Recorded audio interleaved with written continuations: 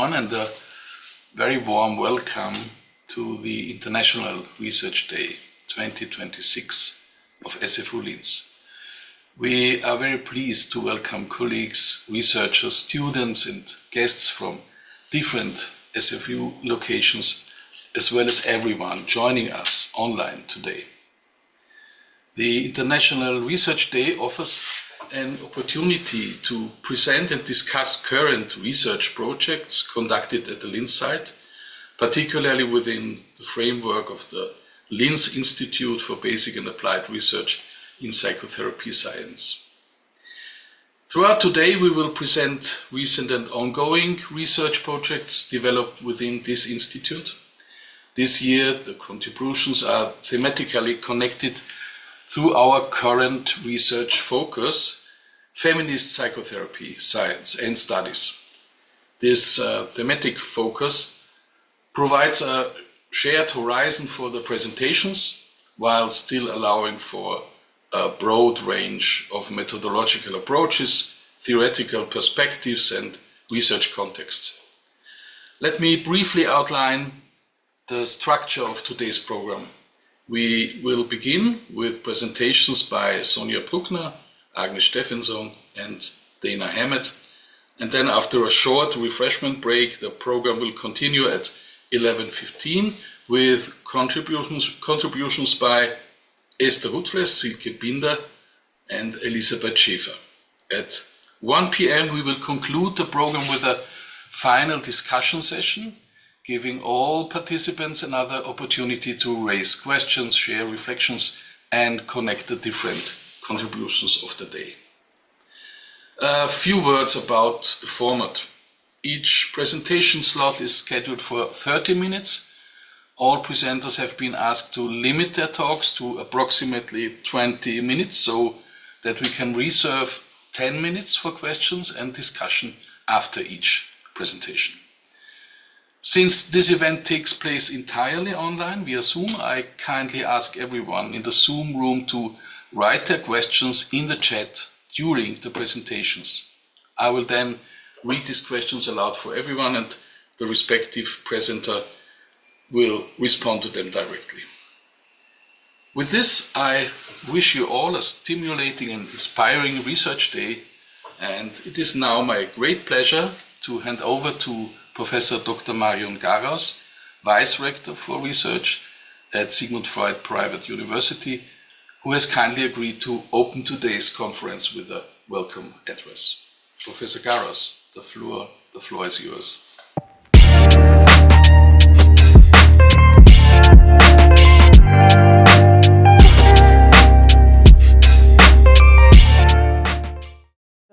Yes, dear colleagues and students, a warm welcome also from my side to the Psychotherapy Science International Research Day with a focus on feminist psychotherapy science and studies. It's really great to see so many from you joining us today online from obviously different places. And I trust this meeting will create a shared place for research exchange.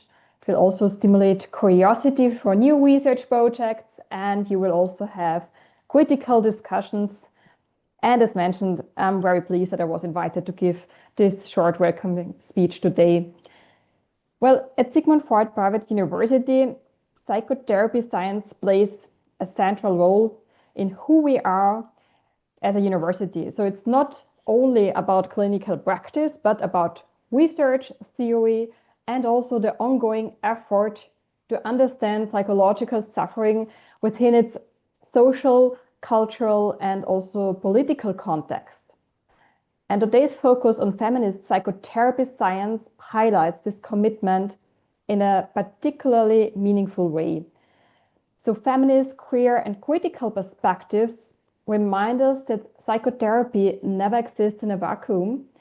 They challenge us to reflect on on power relations, on the norms, exclusions, and lived experiences, both in society and of course within psychotherapy itself. And this kind of research is essential if we want psychotherapy science to remain relevant, ethically responsible, and responsive to the realities people face today. So events like the International Research Day are also an important expression of SFU's academic profile and identity. They show how strongly we value research as the foundation of high-quality education, because research does not only happen in publications or projects. It directly shapes how we teach, how we train future psychotherapists, and also how students learn to think critically and independently. So this close connection between research, teaching, and practice is the heart of SFU's understanding of academic excellence. And today's program reflects this very clearly. Across the different contributions, you will explore themes such as wage and empowerment, unlearning and psychotherapy training, embodiment, queer and non-normative perspectives, violence in systems, and critical engagements with psychoanalysis studies. And together, these perspectives show how diverse, creative, and socially engaged contemporary psychotherapy research can be. So I would like to thank all the speakers today for the willingness to share their work and insights, and also everyone involved in organizing this research day. And of course, I would like to thank all the participants for their interest and for participating and also engaging in a very critical discussion today. I hope that this International Research Day offers new ideas, or I trust that it will offer new ideas. You will also have inspiring discussions and perhaps also some questions that stay with you beyond that day. And with that, I wish you a stimulating and enriching event, and thank you very much again for making this happen, and a warm welcome. Thank you. Thank you very much to our Vice-Rector for this wonderful welcome address. This brings us to our first presentation.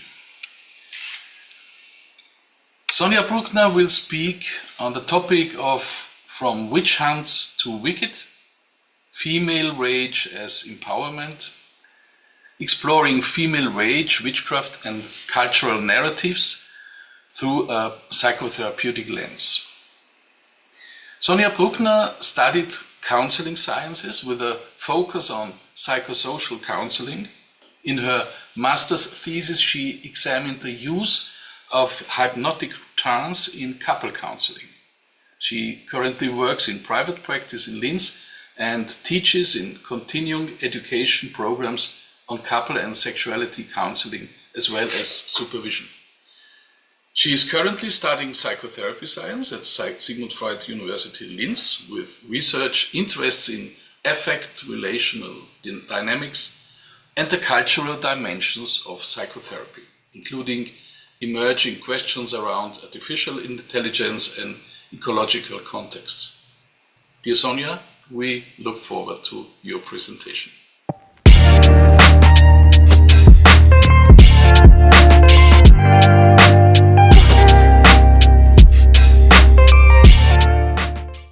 Thank you very much, Thomas. Good morning from me as well. I'm going to share my presentation. Just one moment. So, perfect. In the next 20 to 25 minutes, I would like to offer a focus glimpse into the core ideas of my baccalaureate thesis. My work explores female rage, not as a private emotion or a clinical symptom, but as a cultural, political, and psychotherapeutic topic. I approach this topic through the figure of the witch and through a contemporary pop culture narrative, the musical Wicked. What interests me here is how anger comes to be perceived as dangerous in certain bodies, and what happens when this anger is silenced, redirected, or pathologized. Before I move into theory, I want to briefly situate my perspective. At SFU Linz, we are explicitly encouraged to make our position as researchers visible. Research is never detached, it's always situated, biographically, emotionally, and politically. I therefore want to begin with a short personal note, not to center myself, but to locate the question that drives my work. I was a furious child, loud, disruptive, questioning, often described as too much. I learned very early on that anger, especially female anger, is rarely welcomed. In most cases, it's disciplined, softened, redirected. For me, this experience resonated deeply with the opening scene of Wicked, where a society exhales in relief over the death of a woman it has already judged and condemned. No one asks who she was, what wounded her, or what kind of injustice she resisted. This moment captures the central tension of my research. Not anger as an emotion, but anger as a cultural problem. This brings me to the scientific core of my presentation. While personal resonance was the doorway into this topic, the work I'm presenting today is not autobiographical. It's a literature-based, depth-hermeneutic and psychotherapeutically informed analysis grounded in feminist affect theory and cultural studies. What began as an irritation, a sense of being too much, was translated in the course of my research into a precise theoretical question. At the center stands the following research question. To what extent do cultural and social narratives and diagnostic categories operate as mechanisms for the pathologization of female rage? What interests me here is not whether anger is legitimate or illegitimate in individual cases, but how entire systems decide which emotions are readable, tolerable, or dangerous, and for whom. In other words, I'm less concerned with anger or rage as a psychological state and more with the cultural and diagnostic frameworks that shape how anger is interpreted, regulated, and often silenced. Before moving on, I want to clarify how I conceptualize female rage in this work. From a psychotherapeutic perspective, anger is not pathological. It functions as an effective signal pointing to frustration, injustice, or violated boundaries. At the same time, the cultural history of anger already reveals deep ambivalence. The term rage derives from rabies, often associated with loss of control, danger, and irrationality. The etymology alone signals a long-standing cultural suspicion towards intense affects, particularly when they appear in female bodies. Empirical research supports this asymmetry. Studies by Fisher and Evans show that women experience anger just as intensely as men, yet express it less frequently due to anticipated social sanctions. Importantly, this difference diminishes in more egalitarian contexts, indicating that the issue is not emotional capacity, but social regulation. Complementary findings by Ursula Hess and colleagues demonstrate that angry facial expressions are more readily perceived as masculine, rendering female anger culturally illegible or deviant. Drawing on feminist affect theory, particularly Sarah Arman's work, I therefore argue that emotions themselves are not gendered, but their social legitimacy is.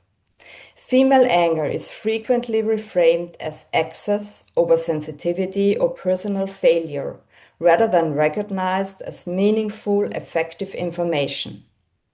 When anger becomes unreadable in this way, it also becomes psychotherapeutically difficult to work with. This is why female rage must be understood not only as an emotional phenomenon, but as a culturally regulated one.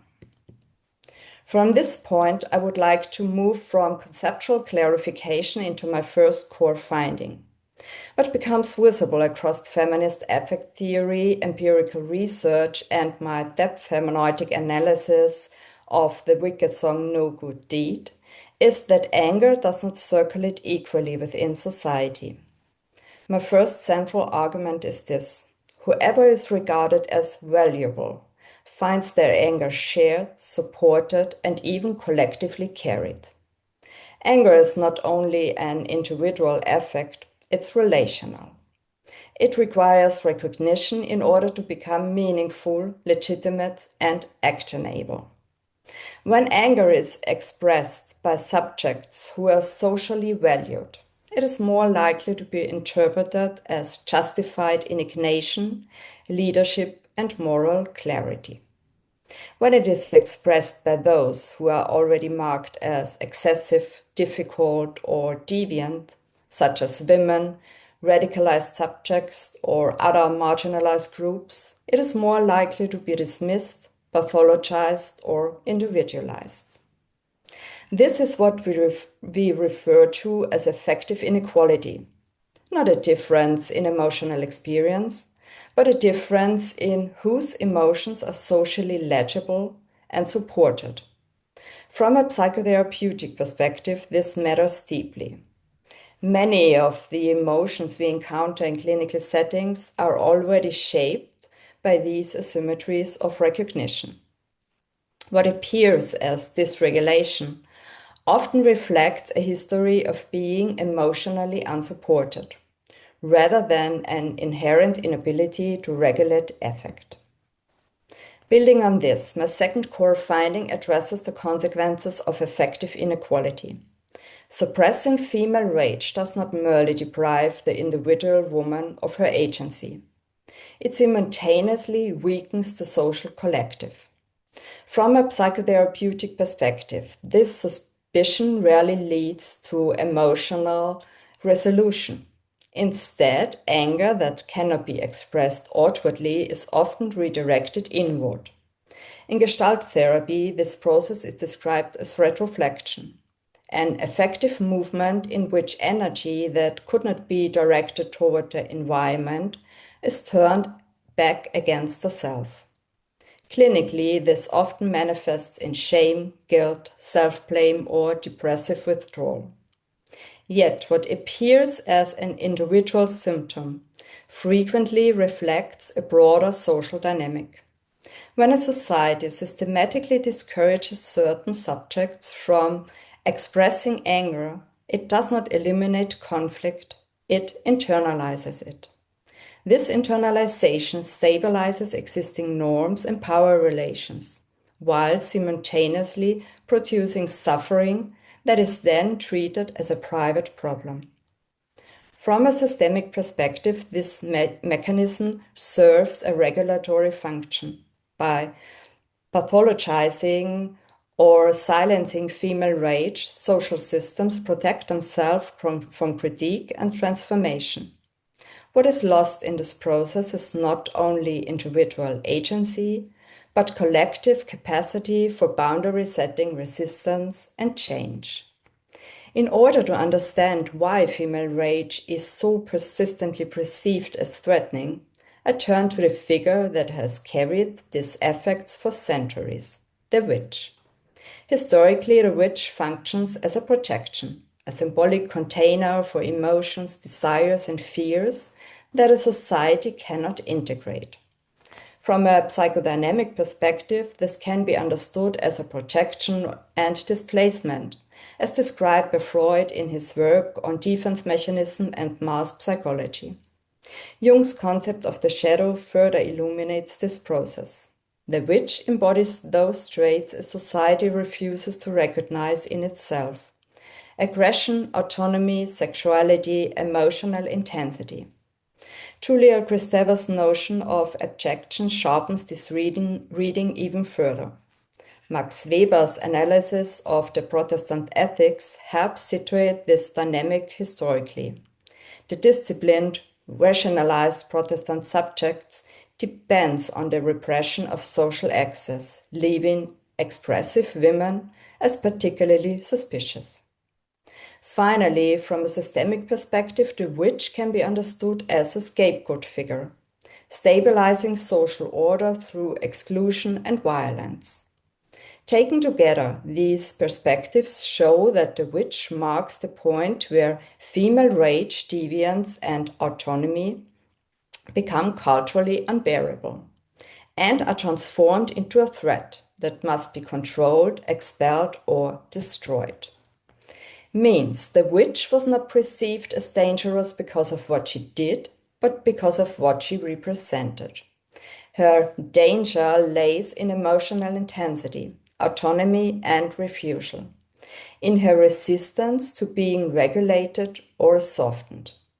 As carried out before, in periods of crisis, societies tend to respond to uncertainty not with reflection, but with projection. By framing deviance as a personal or moral failure, structural tension can be externalized and temporarily stabilized. The witch thus became the scapegoat figure, a body onto which fear, anger, and desire could be displaced, allowing the collective to perceive an illusion of order. What is crucial in my argument is that this logic has not disappeared. While witch hunts may seem like a phenomenon of the past, side note, which they are not, the underlying effective mechanisms persist, only in a more subtler and a more socially acceptable form. In Europe, female anger is rarely punished openly today. Instead, it is reframed as irrationality or psychological instability. In this sense, the witch has not vanished. She has been transformed into diagnostic labels, moral judgments, and narratives of individual failure. What interests me here is not the witch as a historical figure, but the persistence of this mechanism. And pop culture allows us to observe this persistence in real time. At this point, I turn to the pop cultural case study at the center of my thesis, Wicked.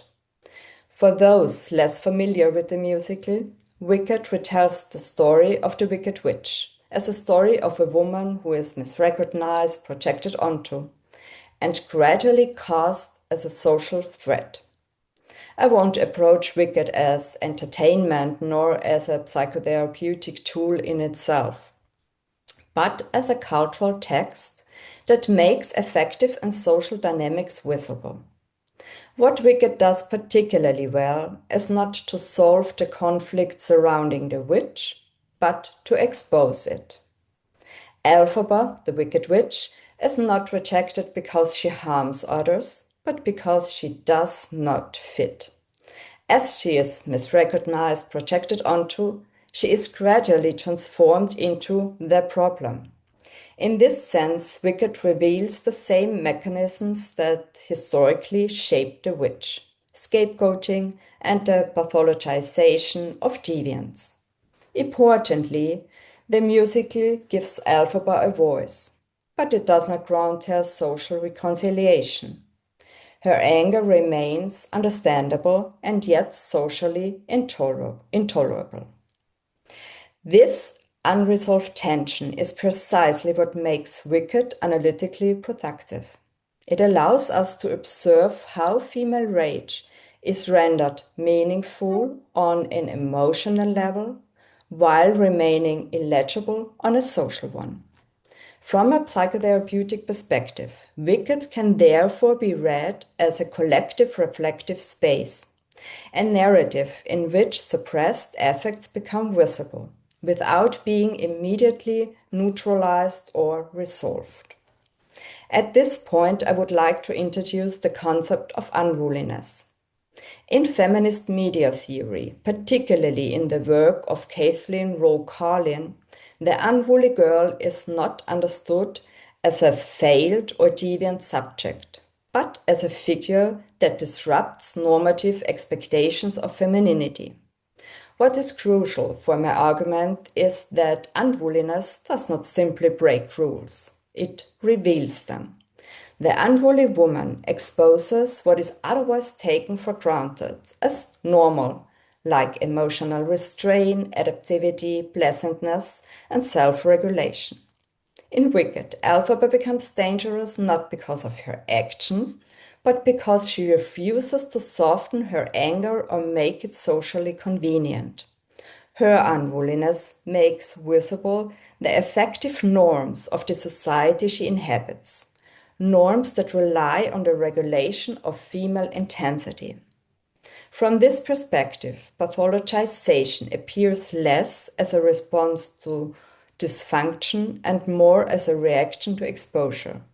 The unruly woman disrupts not because she's excessive, but because she reveals the limits and fragility of what is presented as normal. Finally, I would like to briefly address what these findings imply for our psychotherapeutic practice. If female rage is culturally misrecognized and systemically suppressed, psychotherapy cannot approach anger as a purely intrapsychic problem. One central implication of my work is the need to distinguish more carefully between affect as information and affect as pathology. Anger in this sense should be understood first as a signal, pointing to violated boundaries, injustice, or unmet needs, also on a societal level, rather than as a symptom to be regulated or extinguished. This requires a therapeutic stance that prioritizes listening before regulation. It also calls for critical reflection on diagnostic language and for a discussion about diagnoses who do not merely describe psychic states, as diagnoses also participate in cultural narratives about normality and deviance. When diagnostic labels are applied without attention to social and gendered contexts, they risk reproducing the very mechanisms of silencing and pathologization described in my work. From this perspective, psychotherapy becomes not only a clinical practice, but also an affect-sensitive and culturally reflective one, attentive to how emotions are shaped, constrained, and rendered meaningful within social systems. To conclude, I would like to return to the question that guided this work from the beginning. So what is it with female rage? What happens to it within cultural and diagnostic narratives? Female rage is often treated as a disturbance, something to be managed, softened, or made invisible. But what my research suggests is a different reading. Anger, especially female rage, is not the problem. Rather, it may be the beginning of a new story. A story in which rage is understood as knowledge, as a signal of violated social boundaries, and as a relational response to injustice. Suppressing this affect does not protect individuals or societies. It weakens them by depriving both individuals and societies of their capacity for critique, resistance, and change.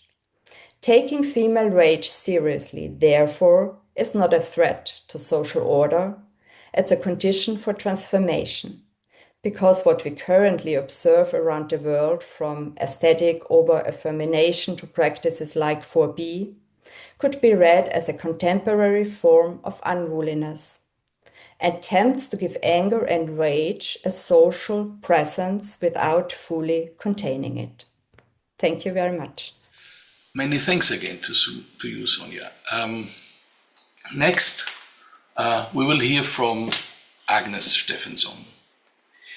The title of her presentation is The Art of Unlearning, Critical Perspectives on Psychotherapy and Psychotherapist Training. Agnes Stephenson is a psychoanalytic pedagogue and a professional in special needs education. She holds a master's degree in global citizenship education and is currently a doctoral candidate at the Institute of Educational Science and Educational Research at Alpen-Adria-Universität Klagenfurt. She works as a university assistant here at the Department of Psychotherapy Science at Sigmund Freud Private University. Her research focuses on psychotherapy and society, social responsibility and sustainability, psychotherapy and education, global citizenship, gender studies and qualitative research with a particular emphasis on relational Depth-Hermeneutics. Dear Agnes, please help us learn how to unlearn.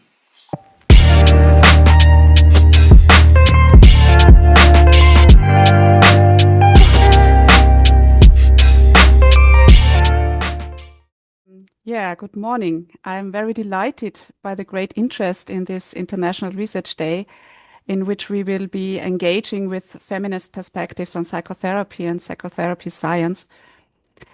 Psychotherapy is often described as a space for learning, a place where individuals learn to cope, to understand, and to transform their suffering. Yet, I would like to begin with a different question. What if psychotherapy itself must at first unlearn how it learned to know? What if the very structures of knowledge that shape therapeutic theories and training practices reproduce the same social, cultural, and political conditions that cause psychological suffering in the first place? To address these questions, I propose to think of psychotherapy, psychotherapist education, and psychotherapy science and research as spaces of unlearning.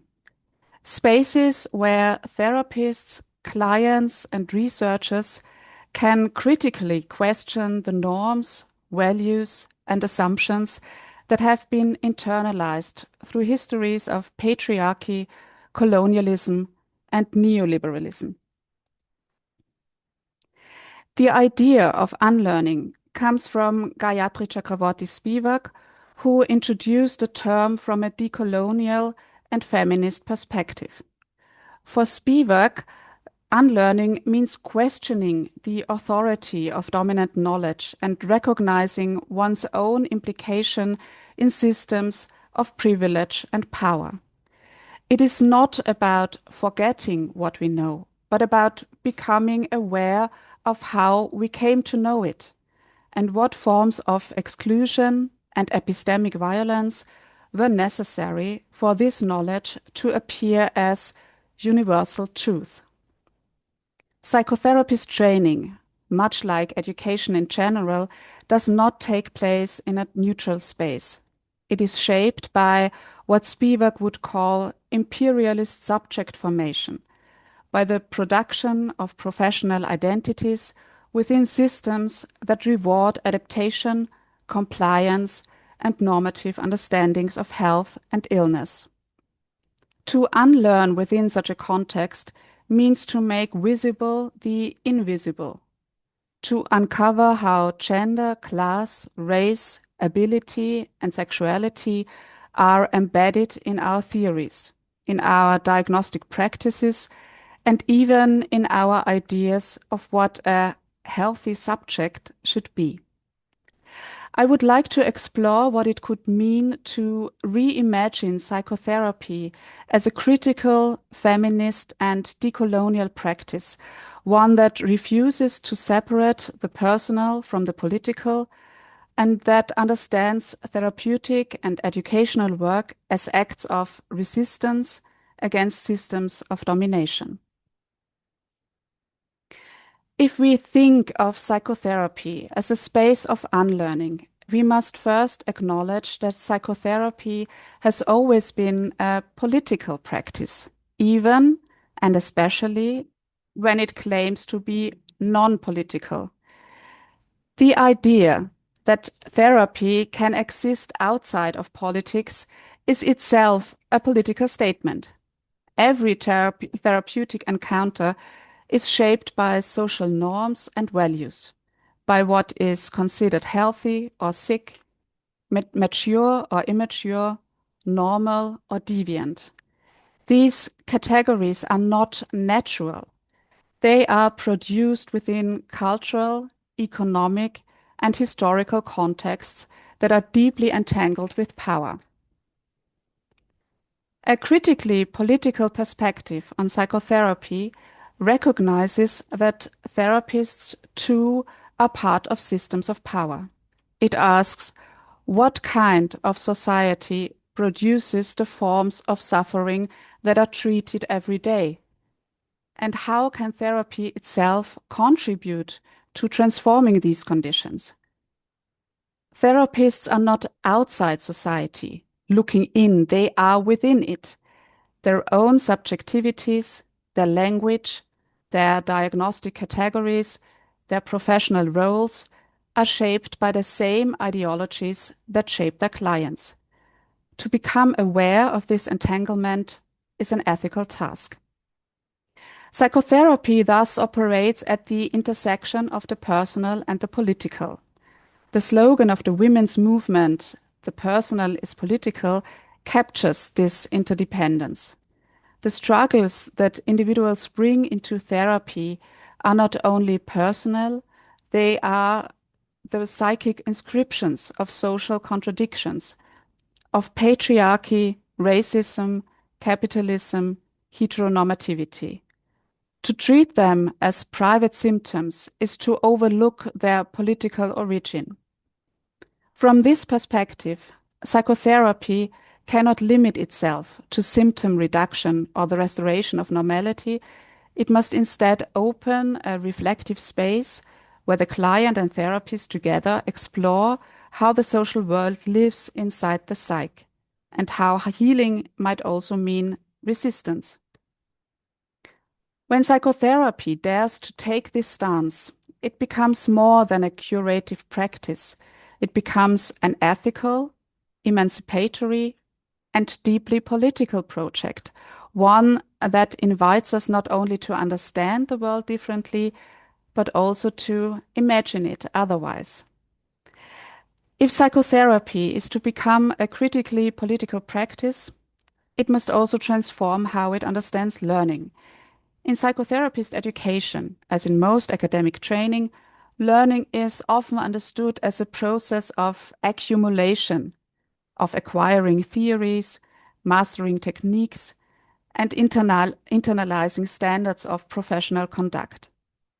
But as Gayatri Spivaks remind us, learning is never innocent. Education itself is embedded in systems of domination. It produces the shaping of professionals who unconsciously reproduce the hierarchies of the world they inhabit. Spivak proposes unlearning as a counter-practice. Unlearning is not a negation of learning, but an interruption, a critical pause that allows us to question the foundations of what we know. It asks us to examine how our knowledge is situated, whose experiences it represents, and whose voices it silences. To unlearn means to recognize the epistemic violence inherent in education, the violence that occurs when certain forms of knowing are excluded, when Western, male, and middle-class perspectives are universalized, and when other ways of knowing, emotional, embodied, relational, indigenous, are dismissed as unscientific or irrational. Psychotherapist training is deeply affected by these mechanisms. Students are taught how to diagnose, interpret, and understand others, but rarely how to reflect on the political and historical roots of their knowledge. The danger is that training becomes a process of normalization, of producing subjects who fit into professional ideals rather than critically examining them. To learn within such a framework is often to adapt. To unlearn is to resist. Unlearning, then, requires a willingness to become disoriented, to sit with discomfort, to confront one's own privilege, and to acknowledge complicity in systems of oppression. It is, as Spivak says, an ethical exercise in humility, a practice of listening to those whose experiences have been rendered inaudible by dominant discourse. This process is not purely intellectual.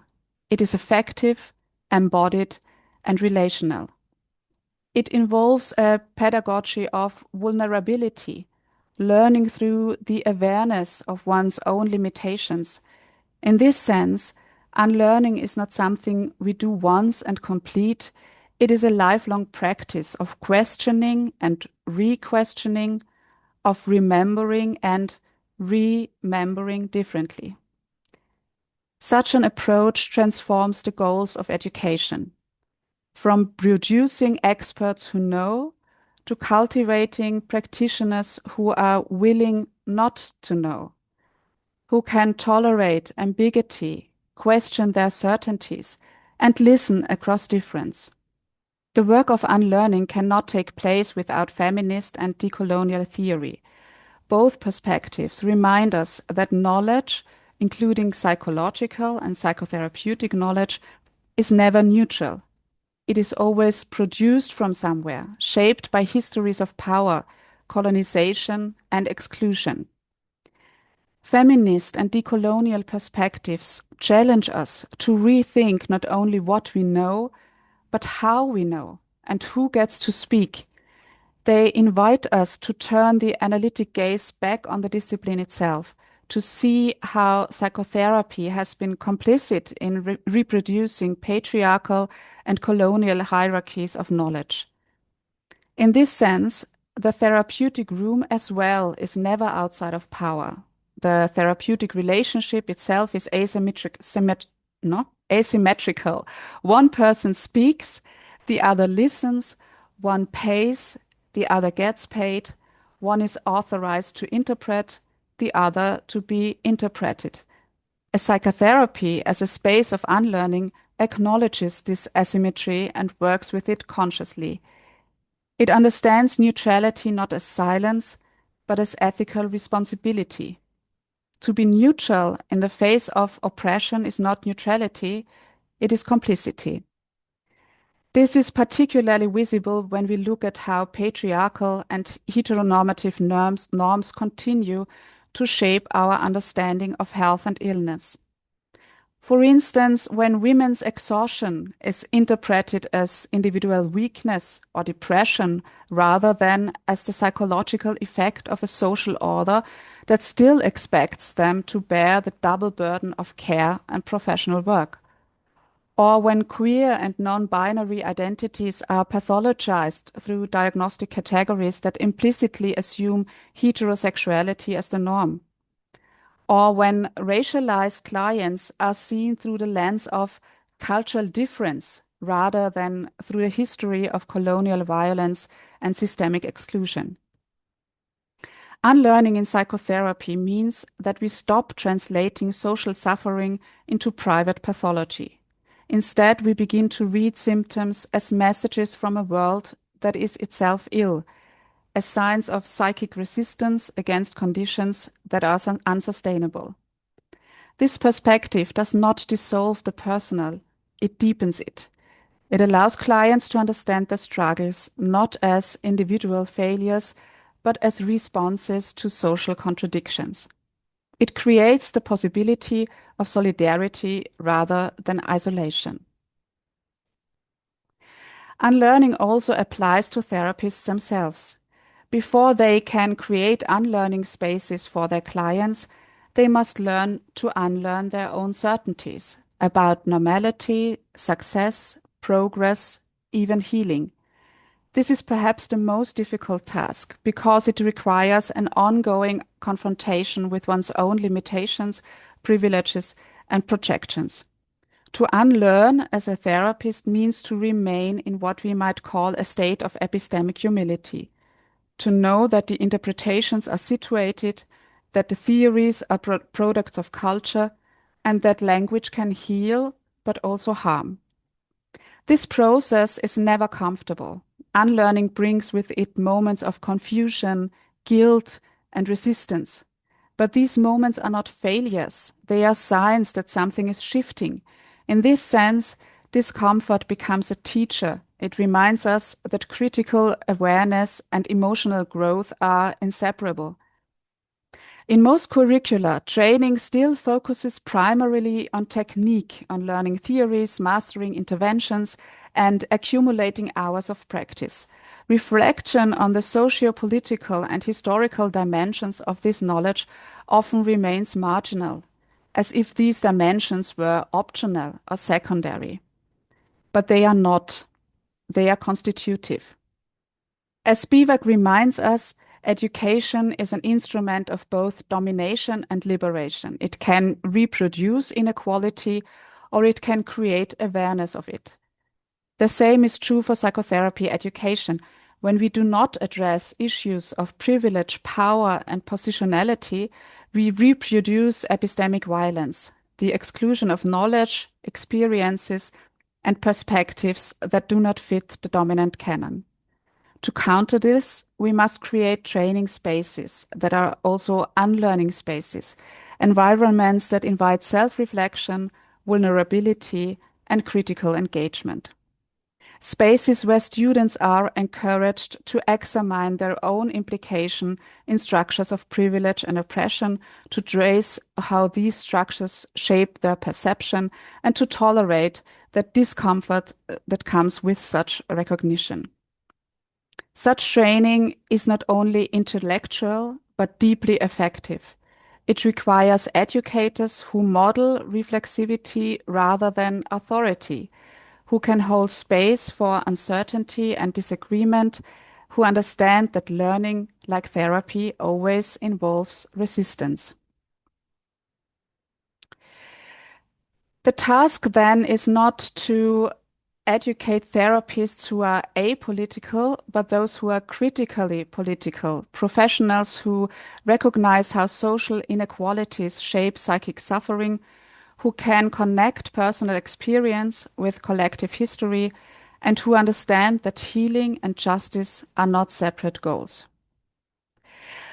If psychotherapy and psychotherapist education are to become spaces of unlearning, then psychotherapy research must also participate in this transformation. Psychotherapy research is not a neutral act of observation. It is a form of world-making, a practice that decides what counts as knowledge, whose voices are heard, and which forms of experience are recognized as valid. The questions we ask, the methods we choose, and the languages we use are never innocent. They reproduce particular epistemologies of power. For decades, much of psychotherapy research has followed a scientific ideal borrowed from the natural sciences: the search for evidence, standardization, and generalizability. While this approach has certainly contributed to professional legitimacy, it has also narrowed the scope of what can be known. By privileging quantifiable outcomes and measurable effects, research often overlooks the subtle, relational, and political dimensions of therapeutic work, those aspects that cannot easily be captured by data but are essential for understanding the psychic and social dynamics of healing. From a feminist and decolonial perspective, such methodological reductionism can be seen as another form of epistemic violence.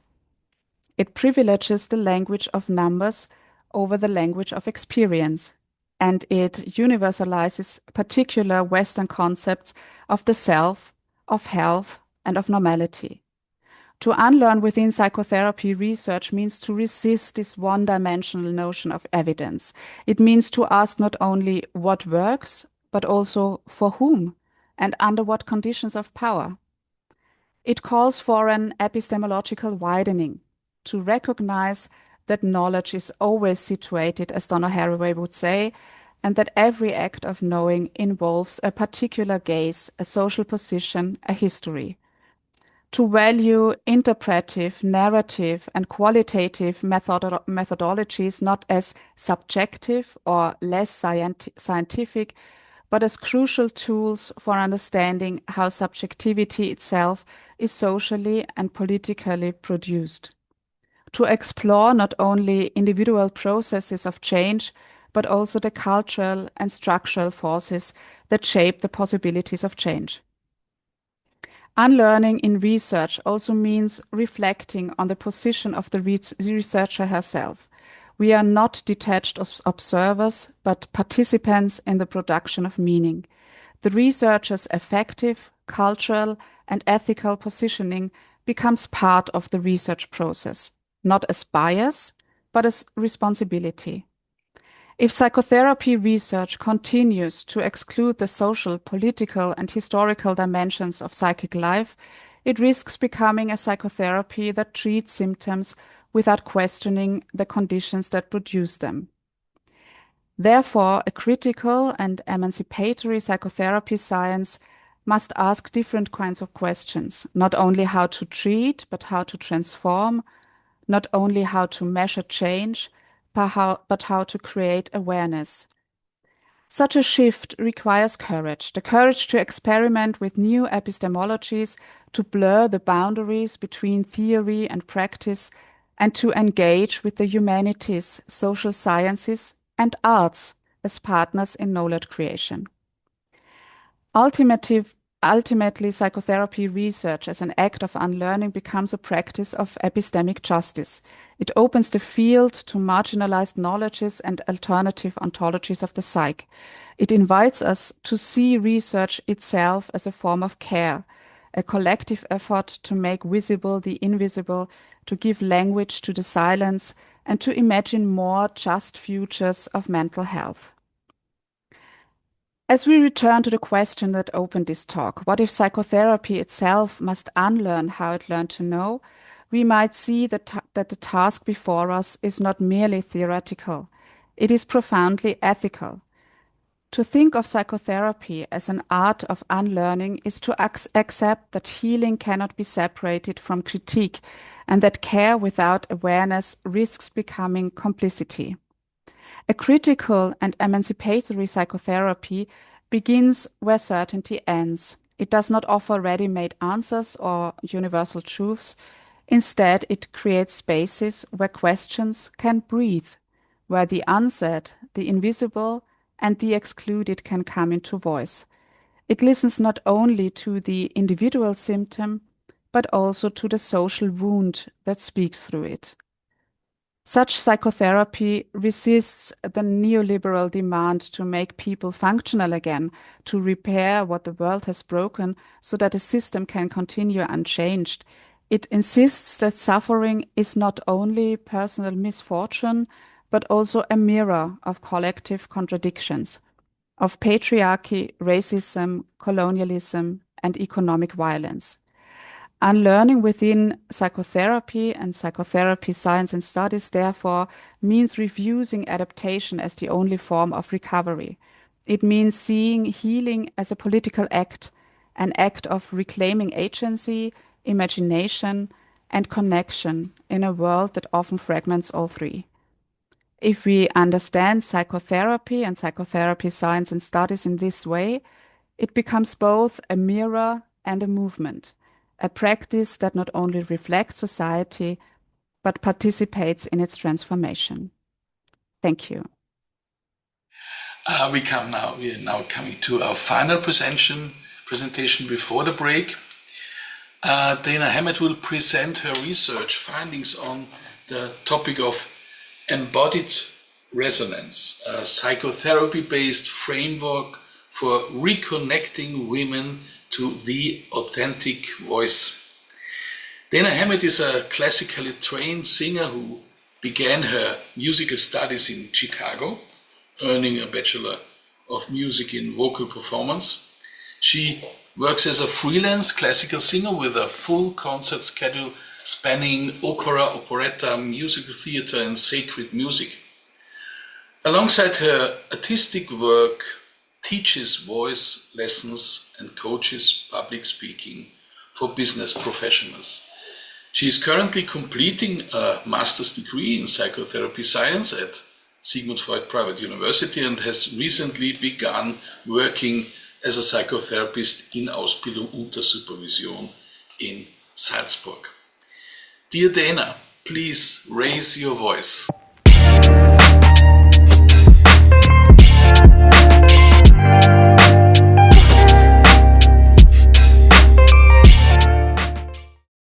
I'm presenting to you my bachelor's thesis research.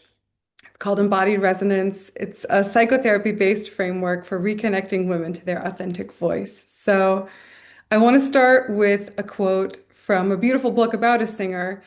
Willa Cather writes, "The voice is a wild thing. It can't be bred in captivity." So you know from Thomas's explanation of my biography that I started out as a singer and I am a singer. And what inspired me to become a therapist is that I realized that every voice lesson I taught was just as much like a therapy session as it was a voice lesson. But I didn't really have the tools, experience, knowledge I needed to be making the space and supporting my students the way I wanted to be. So I wanted to go deeper into psychotherapy. But these kind of voice body related questions are the questions that keep me awake at night. So I wanted to pursue this further. And I started to ask myself, what holds a voice captive if it can't be bred in captivity? What keeps it in a cage? What are the sociocultural factors at play? We've already heard about power dynamics. Sonja spoke so beautifully about historical factors that have shaped current sociocultural factors like um, um, anticipated social sanctions of female anger. So what happens there? What is an authentic voice? What could that be? What does it mean? How would we recognize it? I asked myself if there are any current methods to help free a voice.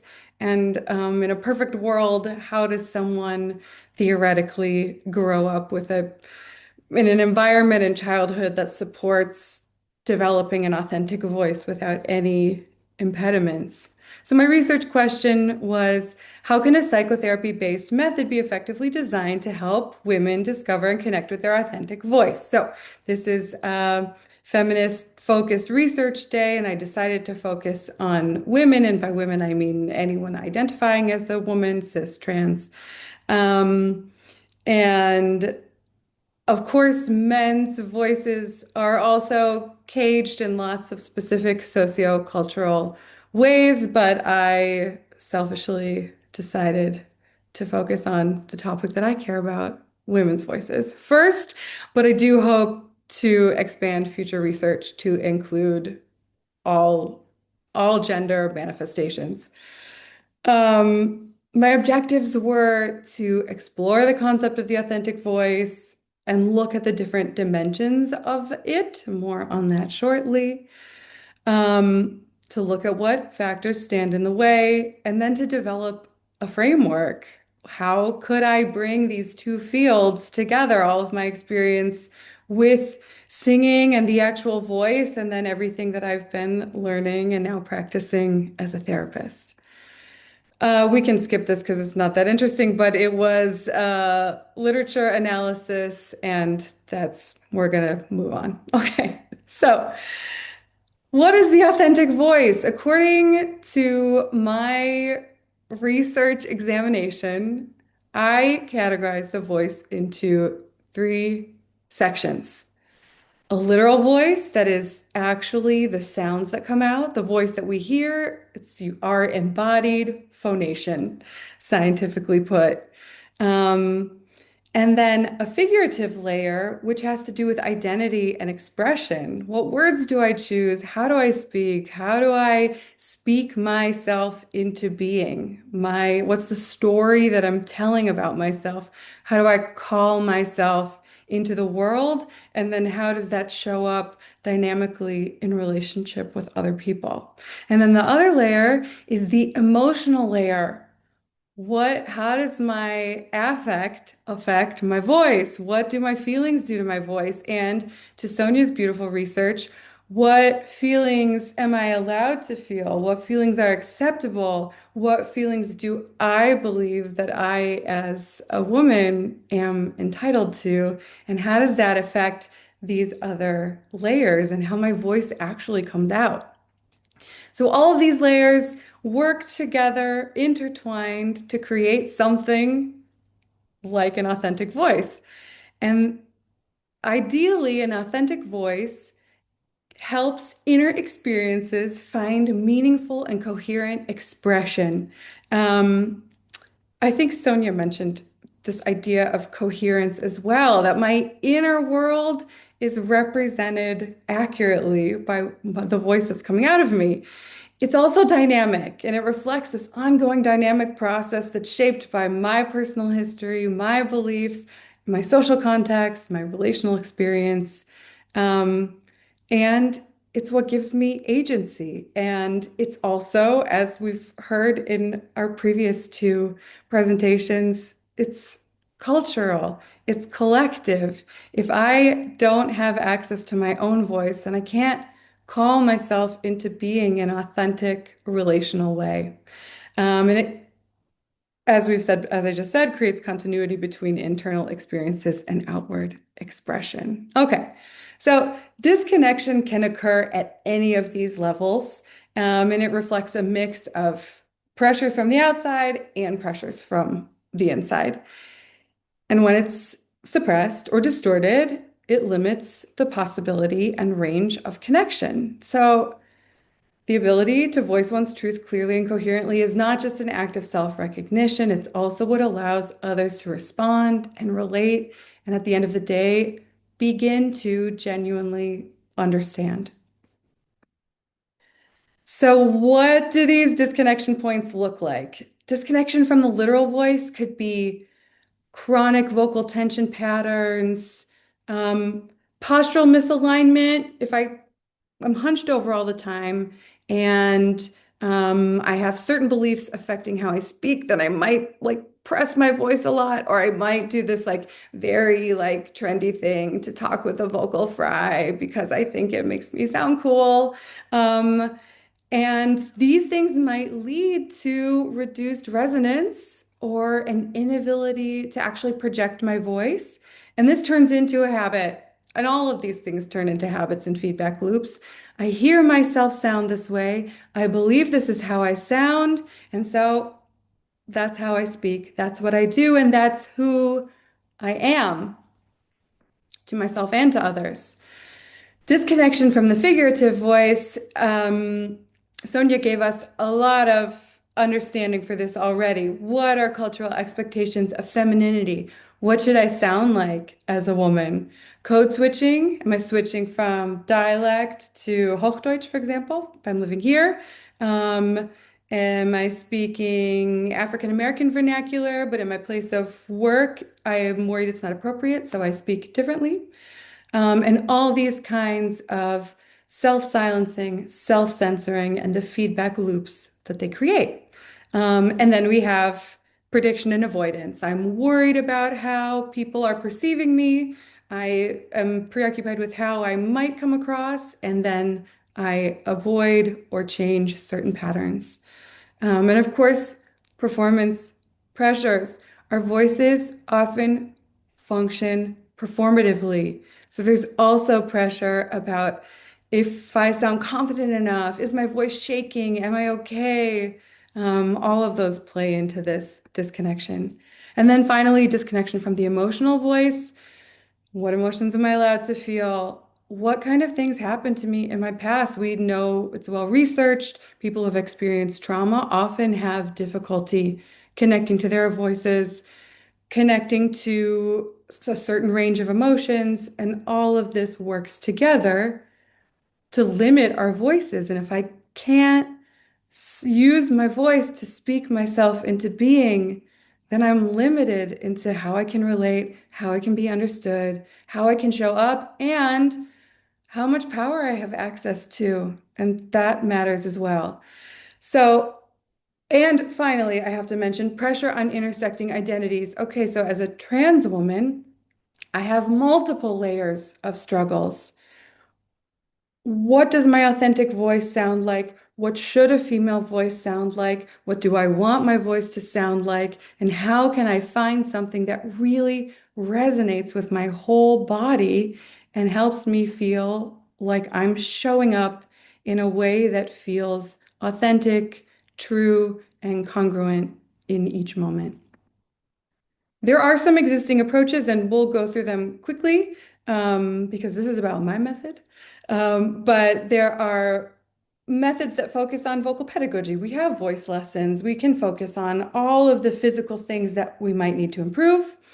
Some of these focus on somatic practices like Alexander technique, Feldenkrais, body mapping. And then we have also psychotherapeutic clinical approaches like progressive muscle relaxation. So we have approaches that help us connect to our breath, our body, our literal voice. And same thing for the figurative voice. We have therapy. We have exposure therapy if we're afraid of public speaking. We have feminist therapy and gender affirming voice therapy. It definitely exists. And some performance focused overlapping methods that are for actors and performers. And then we also have therapies that help with the emotional voice, making improvised sounds or connecting to primal sounds, which I thought a lot about during Sonja's presentation, just going into the forest and screaming or letting ourselves weep or wail or make really physically connected sounds that help us connect to our emotions. So we have these as well, and trauma-informed nervous system-oriented work, particularly polyvagal focused therapy. There are even a few integrated approaches, one from a woman right here in Salzburg, a voice movement therapy. The last two are also kind of focused on performing. They are integrated, but they are not supported by psychotherapeutic methods. They're often fragmented. There is not a lot of acknowledgement of gendered socialization issues, systemic issues at play, the kind of unlearning that Agnes so beautifully identified needs to exist here too. Voices don't exist in a vacuum. Well, they couldn't because then the molecules wouldn't vibrate, but they don't exist in a social vacuum. And we need to be sensitive to that as well. And I want this method to be sensitive to that. So my goal was to develop a comprehensive evidence-based framework that fully integrates all of the layers, is within a psychotherapeutic structure, and it supports meaningful, lasting change in vocal expression and personal empowerment, and it's tailored to women. So my core principles are that it needs to be integrated. All the layers need to be integrated. It needs to be grounded in psychotherapy. It needs to be oriented towards empowerment, not performance. It needs to be flexible and individualized, and it needs to be usable every day in real life situations.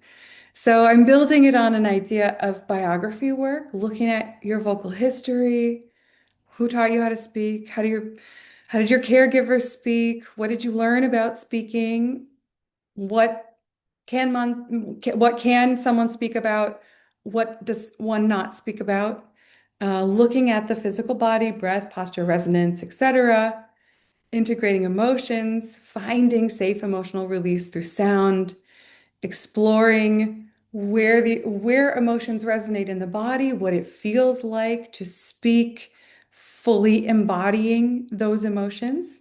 And then psychotherapeutic techniques as well, like cognitive behavioral therapy-based, cognitive restructuring, exposure, tracking, etc. And then really exploring figuratively and narratively, looking at metaphors, telling the story of our voices, experimenting with role play, looking at vocal archetypes, wondering what the voice of the witch sounds like, or the voice of the mother sounds like, or which voices we have access to and which voices we don't, which voices we'd like to make more room for. The challenges are, this is still in an early stage. I am testing it empirically now with my master's pilot. I'm working with my first research participant now. I need to explore how the structure can be balanced with flexibility and adaptability. I want to make sure that it's trauma sensitive because a lot can come up when exploring this many layers together in an embodied way. And then also looking at tailoring for diverse needs in the future is a challenge and something I have on my radar. So in conclusion, it's a layered relational process.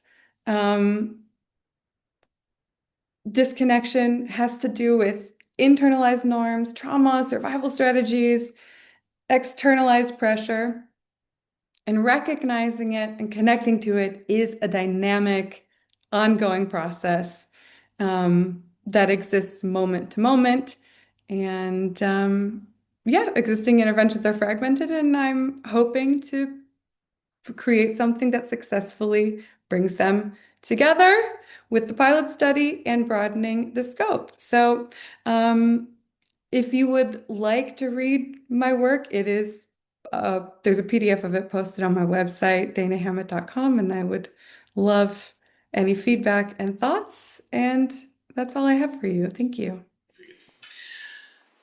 So, with renewed energy, we now turn to the presentation by Esther Hutfless, entitled Sexual Difference and Non-Normative Genders, Rethinking Psychoanalytic Theory.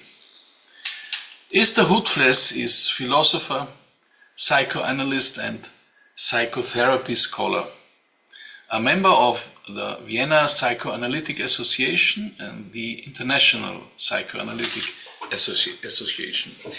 Hutfless is professor of queer feminist psychotherapy science and psychoanalysis at the Sigmund Freud Private University in Linz and Vienna. Their research areas include psychoanalytic theory and practice, feminist and queer approaches in psychotherapy, psychoanalysis and psychotherapy studies, post-structuralism, posthumanism, deconstruction, gender and sexuality, trauma, societal power relations and the unconscious, as well as psychoanalytic theories of society. Dear Esther, we are very much looking forward to your critical perspectives.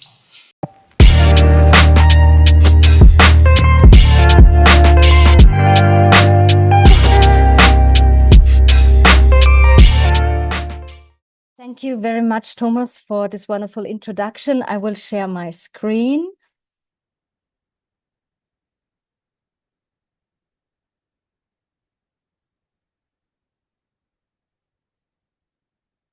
The present lecture forms part of my broader research on non-normative approaches to gender and sexuality in psychoanalysis, aimed at both critically interrogating normative assumptions and developing new conceptual perspectives on non-normative gender. In this lecture, I am to critically examine the normative assumptions that continue to structure psychoanalytic theories of sexuality and gender. My focus is on the ways in which psychoanalysis has historically tied subjectivation, symbolization, and psychic legitimacy to binary conceptions of sexual difference and to the recognition of castration as a universal organizing principle. I will argue that these assumptions are neither metapsychologically necessary nor theoretically neutral, but rather represent historically contingent configurations that have been naturalized within psychoanalytic discourse. Drawing primarily on Jean Laplanche's theory of the sexual as an enigmatic remainder, and on post-structuralist approaches to difference, I propose a shift from thinking sexual difference as a foundational structure toward conceptualizing what I call sexual difference. Sexual difference does not place binary difference at its center, but rather the enigmatic and ultimately untranslatable dimension of the sexual that precedes and exceeds any stable sexual and gendered categorization. The lecture thus moves from a critique of normativity in psychoanalysis to the development of an alternative framework, one that allows non-normative queer and trans subjectivities to be understood not as deviations or failures, but as legitimate and contingent translations of the sexual. From its very inception, psychoanalysis has challenged coherent notions of identity, sovereignty, and self-transparency by foregrounding the unconscious, the drive, and a constitutive split of the subject. And yet, despite this radical epistemological gesture, psychoanalysis has repeatedly relied on remarkable, stable, and normative assumptions when it comes to questions of gender, sexuality, and sexual difference. Sexual difference functions not merely as a descriptive category, but as a regulative norm that determines the conditions under which symbolization, psychic health, and psychoanalytic recognition are granted. It is precisely at this point that non-normative gendered lives, queer, trans, non-binary, gender fluid, have historically been positioned as problematic, deficient, or even pathological. They appear as figures of excess or failure, as subjects who allegedly refuse castration, deny difference, or remain outside the symbolic order. Such positions are not simply marginal accidents of psychoanalytic history, but arise where psychoanalytic theory attempts to manage its own internal ambiguities and instabilities by reasserting normative frameworks. This lecture therefore aims to interrogate these foundations and the conditions under which they have been stabilized, rather than treating sexual difference as a fixed ground of subjectivation. I understand it as a historically contingent translation, one among others, of a more fundamental enigma that psychoanalyst Jean Laplanche names the sexual. Queer theorist, philosopher, and transman Paul B. Preciado introduces the figure of the cage of gender in his lecture Can the Monster Speak?, addressed to psychoanalysts. This figure offers more than a political or autobiographical metaphor. Within the context of this lecture, it functions as a tool for examining how normativity operates within psychoanalytic theories of gender and subjectivity, under the assumption that the cage of gender cannot be abolished per se, but can be redefined beyond a binary logic. The cage of gender does not designate a contingent constraint affecting only some subjects. Rather, it names a structural condition within which subjectivity as such becomes intelligible. What I intend is therefore not the abolition of structure, but the possibility of widening and reconfiguring the symbolic conditions under which gendered subjectivity becomes recognizable.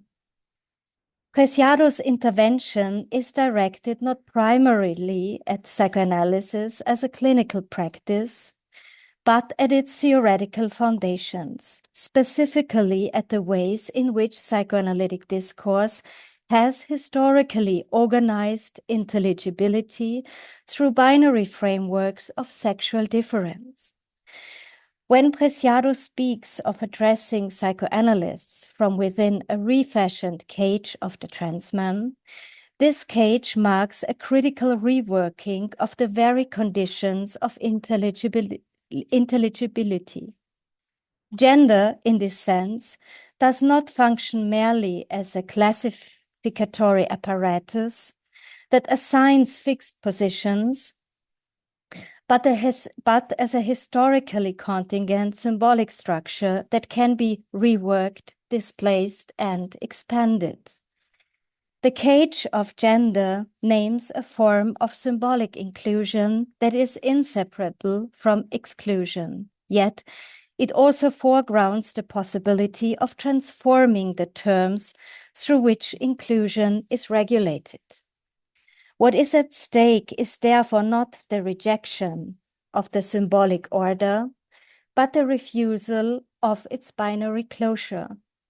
It is precisely at this point where the symbolic order enforces its coherence through binary differentiation that traditional psychoanalytic discourse has repeatedly generated figures deemed excessive or unintelligible in relation to that order. Women, homosexuals, so-called perverts, and more recently, trans and non-binary subjects. These figures are not marginal anomalies, but structural effects of a theoretical framework that equates symbolization with conformity to binary sexual difference and with the recognition of castration. Monstrosity in this sense marks the point at which difference exceeds the available symbolic codes through which psychic legitimacy is distributed. Read psychoanalytically the figure of the monster, which indeed appears explicitly in psychoanalytic literature on transgender, does not signify pathology or deviance. It signals the limits of a symbolic order that cannot integrate certain forms of difference without producing a structural remainder.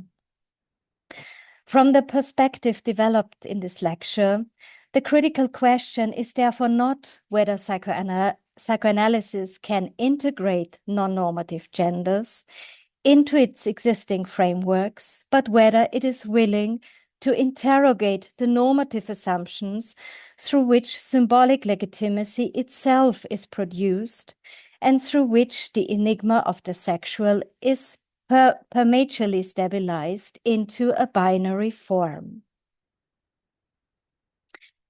At this juncture, Jean Laplanche's metapsychological intervention becomes crucial for my thinking, insofar as it recenters psychoanalysis on the sexual as its proper object. Laplanche radically displaces the centrality of sexual difference by introducing a tripartite distinction between sex, gender, and the sexual. The sexual, in this sense, does not refer to anatomical difference, gender identity, or sexual orientation. Rather, it designates an enigmatic remainder implanted in the subject through the unconscious message of the other. These enigmatic messages, affective, bodily, and relational in nature, are not intentionally transmitted. They are compromised by the unconscious of the adult and thus exceed any coherent or transparent meaning. The child is compelled to translate these messages in an effort to render them intelligible. Yet this translation is necessarily partial and conflictual, since what is to be translated is itself opaque. It is precisely from this structural failure of translation that the unconscious emerges, not as a deficit, but as a dynamic remainder that continues to insist. What follows from this model is decisive for a rethinking of symbolization in psychoanalysis. Contrary to classical psychoanalytic frameworks, which locate the beginning of symbolization in the recognition of castration and lack, and thus in the acceptance of sexual difference as a structuring principle, symbolization, according to Laplanche, does not originate in absence or negation. It begins instead with alterity, asymmetry, and the encounter with enigmatic messages addressed to the subject by the other.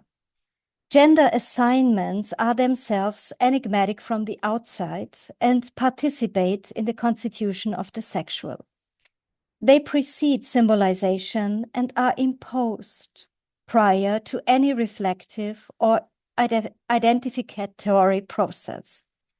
Gender in this sense is not an immediate expression of identity, but a translation of the enigmatic sexual that necessarily draws on available cultural and social translation codes. These codes are never neutral. They are historically contingent, normatively charged, and unevenly distributed. Translation, therefore, is not a smooth or harmonious process, but a creative and conflictual one, marked by compromise formations, tensions, and remainders. Binary gender, from this perspective, does not function as an origin or foundation, but as one historically dominant translation code among others, one that seeks to stabilize and render manageable an underlying enigma that cannot be fully resolved. Symbolization is thus not inaugurated by the acceptance of lack, but compelled by the presence of an untranslatable remainder that continuously exceeds the available symbolic coordinates and calls for renewed attempts at translation. Therefore, castration in Laplanche's framework is not a foundational structure of the unconscious. It belongs to the domain of secondary process, the mythosymbolic formations that organize, stabilize, and at the same time repress the sexual.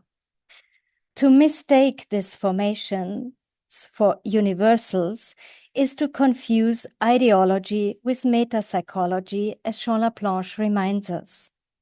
From this perspective, non-normative gender positions are not failures of symbolization. They are translations and symbolizations, contingent, provisional, and no less legitimate than binary ones.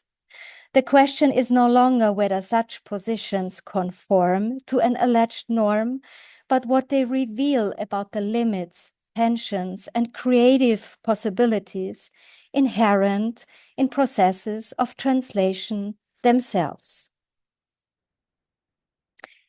It is at this point that Jacques Derrida's concept of différance becomes productive for my argument, allowing me to connect it to Laplanche's understanding of the sexual.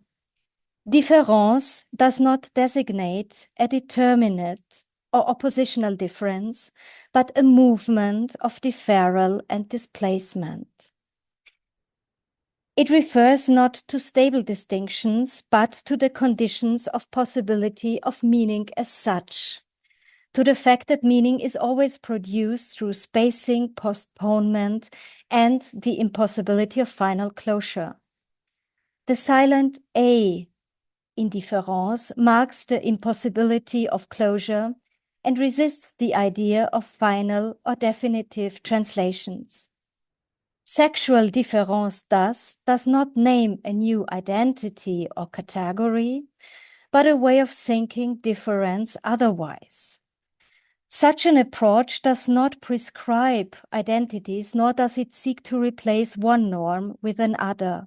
Rather, it insists on remaining with the enigma, with what resists symbolization, with alterity that cannot be mastered or fully integrated. In psychoanalytic terms, this entails a mode of listening that does not rush to normalize, diagnose, or correct, but remains attentive to the singular and conflictual logic of translation at work in each subject.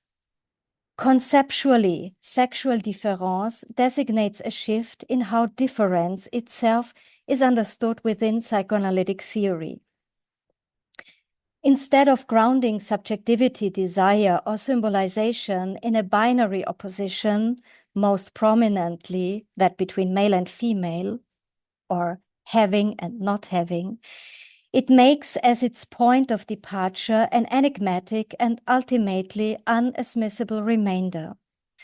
The sexual, in this sense, does not originate in anatomical difference or gender identity, but in which compels translation without ever being exhausted by it. Applied to question of gender identity, to gender and sexuality, Derrida's différance displaces the metaphysical privilege according to binary sexual difference, exposing it not as an originary given, but as a retroactive stabilization, a contingent effect of processes of inscription, repetition, and exclusion rather than a foundational structure. Sexual difference does not simply replace binary difference with multiplicity, nor does it posit a new ontology of gender. Instead, it reorients psychoanalytic thinking towards the gap, the untranslatable, the unrepresentable, and the untranslatable, toward that which precedes and exceeds any categorical distinction. The ethical and theoretical implications of this shift are significant. By centering the enigma rather than the binary, sexual difference opens a space in which non-normative and trans-subjectivities can be understood not as deviations from a norm, but as singular and contingent responses to the same structural condition that constitutes all subjects, and thus the cage of gender. To think psychoanalysis otherwise does not mean abandoning its concepts or rejecting its tradition. It means subjecting its own theoretical foundations to analysis. From this perspective, non-normative gendered lives do not pose a threat to psychoanalysis. Rather, they expose the points at which psychoanalytic theory risks betraying its own epistemological promise, namely its commitment to conflict, alterity, and the irreducibility of the unconscious. The cage of gender, as I have argued, cannot simply be escaped, yet it can be reorganized, historicized, and reconfigured. An ethics of sexual difference does not offer liberation from enigma, nor does it promise a final resolution of difference. Instead, it proposes a way of inhabiting the enigma of the sexual without translating difference into deficit or pathology. Understood in this way, psychoanalysis may remain faithful to what has always defined it at its most critical and productive. A practice that doesn't aim to eliminate conflict, but that learns to listen where meaning remains in motion, where translation is ongoing, and where subjectivity cannot be stabilized once and for all. For me, it is crucial to address questions of gender and trans-subjectivity in psychoanalysis on multiple levels. This involves theoretical work, such as the conceptual rethinking proposed here, but it also requires a critical engagement with the structural and institutional conditions under which psychoanalytic knowledge is produced and transmitted. In particular, it is crucial to examine how transphobia is not only articulated at the level of explicit theory, but also reproduced within psychoanalytic institutions themselves, often implicitly and unconsciously through training practices, diagnostic frameworks, supervisory cultures, and normative assumptions that shape what can be said, recognized, or heard. Without addressing these institutional and affective dynamics, theoretical interventions risk remaining without sustained impact on psychoanalytic discourse. These concerns directly inform one of my current research projects, conducted in my position as chair of the Committee on Sexuality, Gender and Identity of the European Psychoanalytic Federation in cooperation with the SFU. Drawing on qualitative interviews and depth-hermeneutic analysis, the project investigates how transphobia operates within psychoanalysis, both conceptually and institutionally, including the often unreflected ways it is enacted by psychoanalysts themselves. Particular attention is paid to metapsychological assumptions, especially those tied to binary gender norms and to castration that continue to structure processes of inclusion and exclusion. Building on Laplanche's theory of translation, as well as on queer and post-structuralist perspectives, this project seeks to contribute to a sustainable transformation of psychoanalytic discourse by articulating a theory of non-normative transsubjectivity that is neither pathologizing nor deficit-oriented, but grounded in a sustained engagement with alterity and difference. Thank you very much. Thank you, Esther. Thank you very much. Okay. All right. Let us move to the next presentation. Silke Binder will now speak about violence against women in patriarchal systems, a Depth-Hermeneutical analysis of 2 testimonies from women in Catholic communities. Silke Binder is pastor, architect and student of Psychotherapy Science at Sigmund Freud University, Linz. In her bachelor's thesis, she conducted research on violence against women in patriarchal systems, with a particular focus on the Catholic Church. Okay.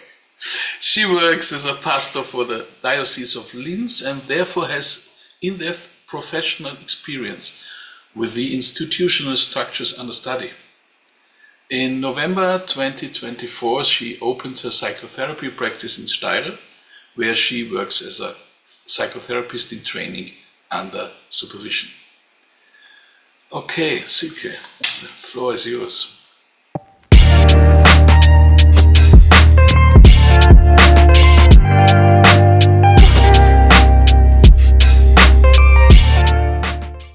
Thank you very much, Thomas. I share the presentation, and good afternoon, and thank you very much for inviting me to speak on my research topic, violence against women in patriarchal systems.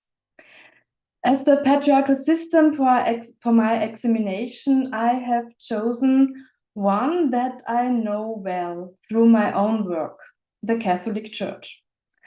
I collected personal accounts and written testimonies of women's experiences with violence. There are many written reports of those affected, and from those I selected 2 autobiographical accounts.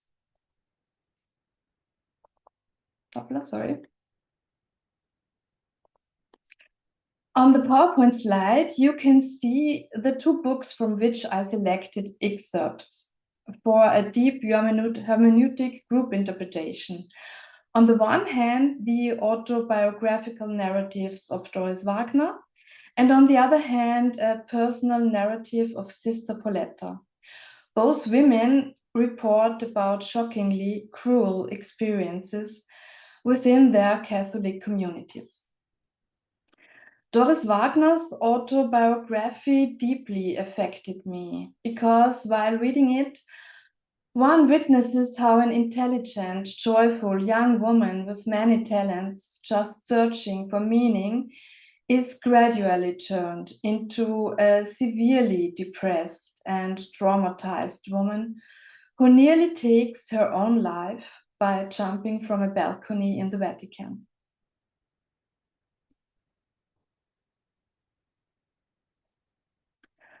My focus was not only on individual perpetrators or the personal failures, but rather on the questions, are there systemic causes, and if so, what are they?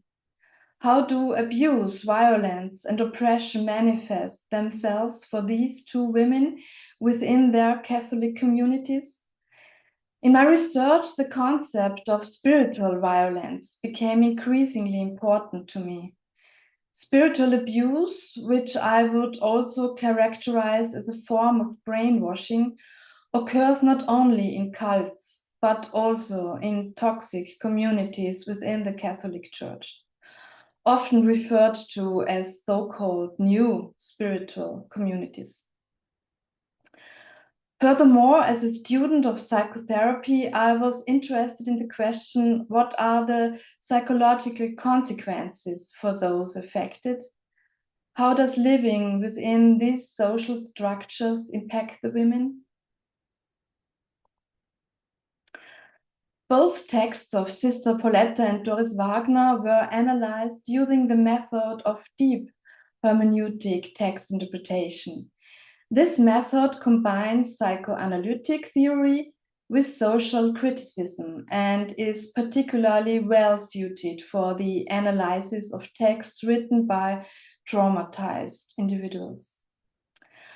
From a feminist perspective, I consider this method to be especially valuable because it makes internalized patriarchal concepts visible and takes what is unspoken and brings into words what lies between the lines, namely unconscious contents.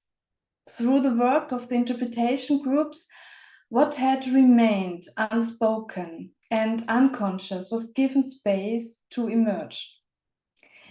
Many aspects of the patriarchal Catholic system that are usually hidden became clear, visible, and could be named. This approach made it possible to gain deeper insights into the hidden conditions.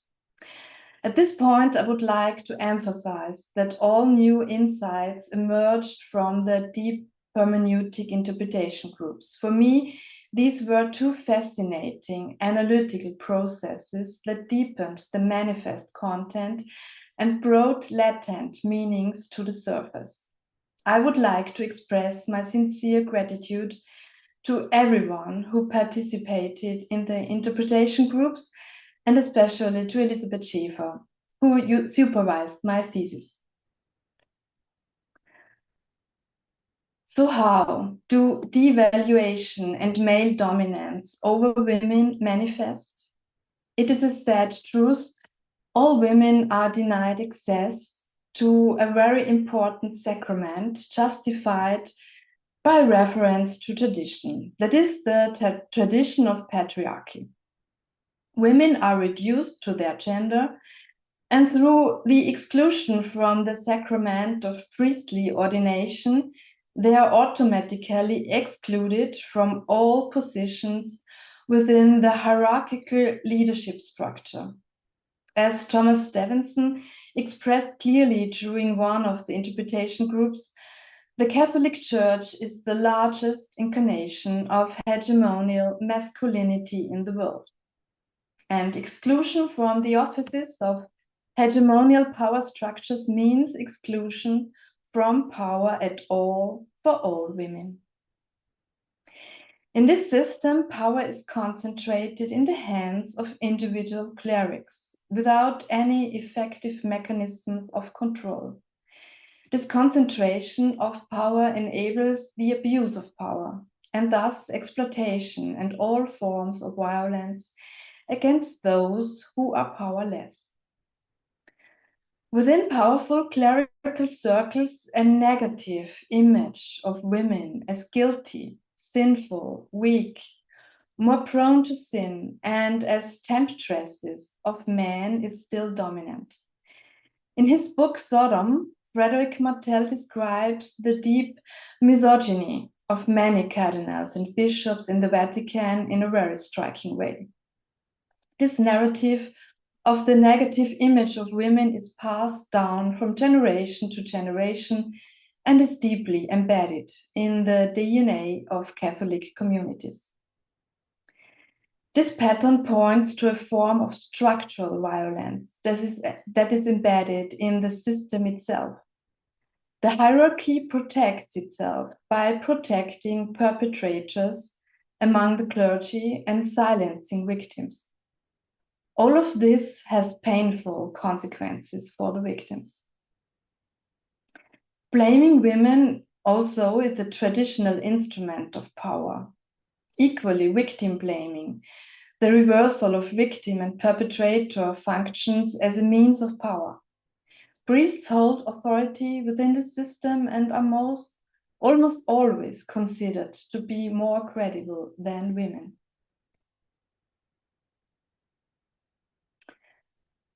A central result of my research is the realization that spiritual violence is a systematic power technology of religious patriarchal systems. Manipulative use and interpretation of theology is the legitimization and the breeding ground for all further outgrowths of violence against women. Much of what the women experienced is summarized by experts under the term spiritual violence, spiritual abuse, or spiritual manipulation. I prefer the term spiritual violence because it is violence. I think there is no better word for it. And it is the cause why the women became defenseless at all. Hasselbeck and Leimgruber put it in a nutshell. They say, sexual violence against adults in the Catholic Church is usually prepared, flanked, enabled, staged, and or legitimized by spiritual manipulation.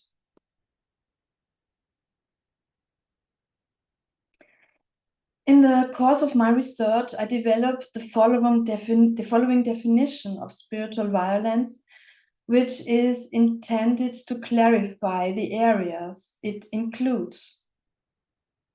My definition of spiritual violence is: spiritual violence is a process in which perpetrators abuse power and betray the trust of those in their care. Victims are harmed and suffer deeply. Liberating Christian theology is distorted into an inhuman and life-denying system of rules. This system of rules is used to manipulate, isolate, and control people. It creates dependency and undermines self-worth. Individuals are forced into absolute obedience, even against reason. The victim's needs must not matter anymore. All of this serves the purpose of exploitation and the satisfaction of the perpetrator's interests or needs. Doris Wagner, as a survivor, defines it more concisely and, due to the openness of her definition, perhaps more comprehensively. She says, spiritual abuse is the violation of the right to spiritual self-determination. From experience, she knows that it was her right to spiritual self-determination that was crudely violated. By doing so, she draws attention to how vital autonomy, freedom, dignity, and self-determination are. These are very important values for us as human beings and, of course, for us in psychotherapy. In the deep hermeneutic interpretation groups, the question arose very early. Why do both women tolerate what is happening to them? Why was there no visible resistance? Why was there no anger? The answer is not to be found in the women in themselves, but in the long-term effects of spiritual violence, which systematically eroded their capacity for self-protection and resistance. So how do both women concretely experience spiritual violence? Both women are systematically led into self-doubt, feelings of guilt, and self-devaluation. Their self-worth is severely attacked through humiliation. Doris Wagner, for example, must hide her general education and intelligence so as not to shame others. Instead, she's told she must learn the virtue of humility. With theological justification, obedience towards superiors and priests is demanded. Doris Wagner, for example, must obey without reflection and without contradiction. She is no longer allowed to make any decisions on her own. This was elevated to moral duty for her, while self-care was branded as a sin. Lack of need is raised to an ideal. Doris Wagner experiences all varieties of destructive power, such as control, punishment, and the denial of communication and information. A recurring motive is the question of guilt. Both women ask themselves if they are to blame for the rapes, and an indication for the profound internalization of patriarchal attributions of guilt. Victims internalize the bad image of women in this patriarchal system. Women are the sinners. The narrative suggests the priests were seduced by the women. The women are the liars and the guilty seductresses. This leads to a classic perpetrator-victim reversal. The deep hermeneutic analysis shows that these narratives are not just individual stories of suffering, but the expression of collective unconscious scenes. The recurring scenario is the woman sacrifices herself, gives herself up, and is ultimately violently destroyed. This scene reflects an image of women deeply rooted in Catholic thinking, the selfless, obedient, self-sacrificing woman who toils away till collapse and remains silent. Her value lies in suffering without complaining. In fact, for all non-clerics, the path to holiness is suffering. Self-abandonment and suffering are seen as an ideal. In my opinion, this one-sided ideal of suffering is typical for spiritual violence. This makes a maximum exploitation of women's labor possible, pushing them into the limits of their resilience. In combination with the rule of absolute obedience without contradiction or reflection, it is perfect for the system. Yes, and it promotes defenselessness. Abuse of power requires powerlessness and helplessness on the part of the victims. And this is gradually achieved through cognitive restructuring. Spiritual violence also means the step-by-step dismantling of the I, of the ego, until not much of the women's personality is left. Doris Wagner describes herself in the text as a robot. She is robbed of her individuality at all, and joy in life, and everything she finds pleasure in is taken away or forbidden. The system molded the women into perfect victims. Submission is also achieved by creating a state of total dependency. Both women have no personal possession or income. They are kept in a state of extreme financial dependence. Both receive no salary for their work, and they are not permitted to own anything.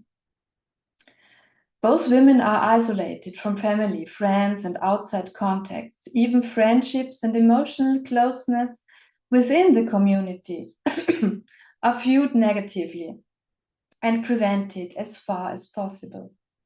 The result is a big loneliness.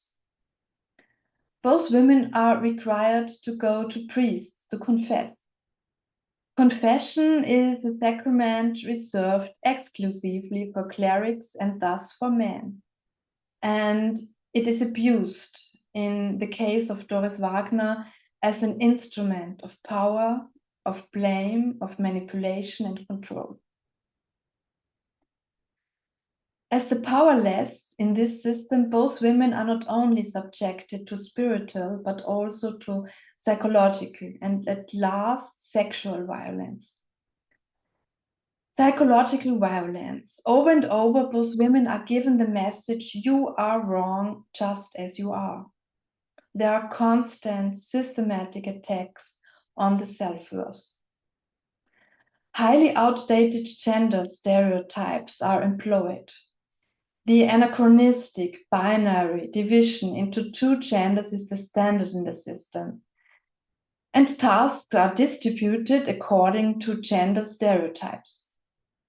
Doris Wagner's initial idea was to study theology and to work as youth missionary. That was denied to her, and she was assigned to cooking for a big guest house, to cleaning and doing laundry. There are constant violations of the women's personal boundaries. In the name of obedience, they are forced to work to the point of exhaustion. Physical proximity is forced through invasive touching by priests. Ultimately, the most extreme outbreaks of violence occur, involving multiple rapes of both women by priests. A profound brutality on the part of the perpetrators become visible, as they act with a total lack of empathy. Both women experience horrific sexual violence. One question that occupied us in the deep hermeneutic interpretation groups was, why is there such a high concentration of sex offenders among the clergy? Is there a form of negative selection of the people who want to become priests? Does the church, through its systemic conditions, breed perpetrators? In the group, this was answered with a resounding yes. The church breeds male perpetrators through its systemic conditions and requirements. What I would like to note now is my opinion that the number of unreported cases of sexual violence against women in the Catholic Church is extremely high. Through Barbara Haselbeck's book, Restorytelling as Resistance, it became clear how high the number of unreported acts of violence against women in the Catholic Church must be. In my own psychotherapy internship, I was confronted with shocking reports of sexual violence committed by clerics to female patients. I therefore truly believe that the number of unreported cases is really shockingly high.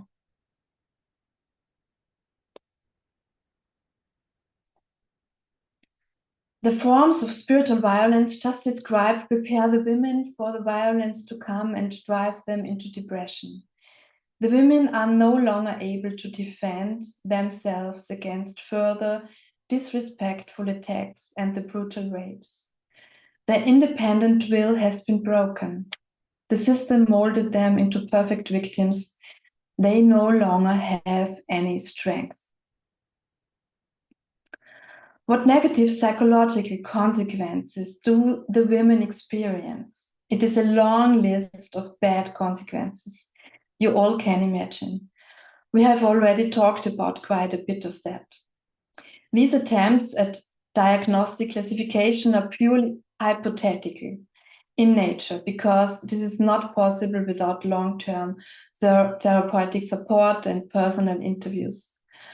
For the hypothetical classification, I used the ICD-10, and for the newer diagnoses such as burnout and complex post-traumatic stress disorder, I used the ICD-11. So what negative psychological consequences do the women experience? In view of the limited time, I would like to mention only a few. Both women have feelings of overload and exhaustion. Especially in the case of Sister Pauletta, the onset of burnout symptoms is evident. In both cases, there are symptoms of moderate to severe depressive episode, in some instances with somatic syndrome, including all the associated symptoms. The traumatic experiences of violence are accompanied by peritraumatic dissociation in both cases. Both women also describe the faint response, tonic immobility reflex, as a protection against unbearable pain. This leads to an acute stress reaction, and both women attempted suicide.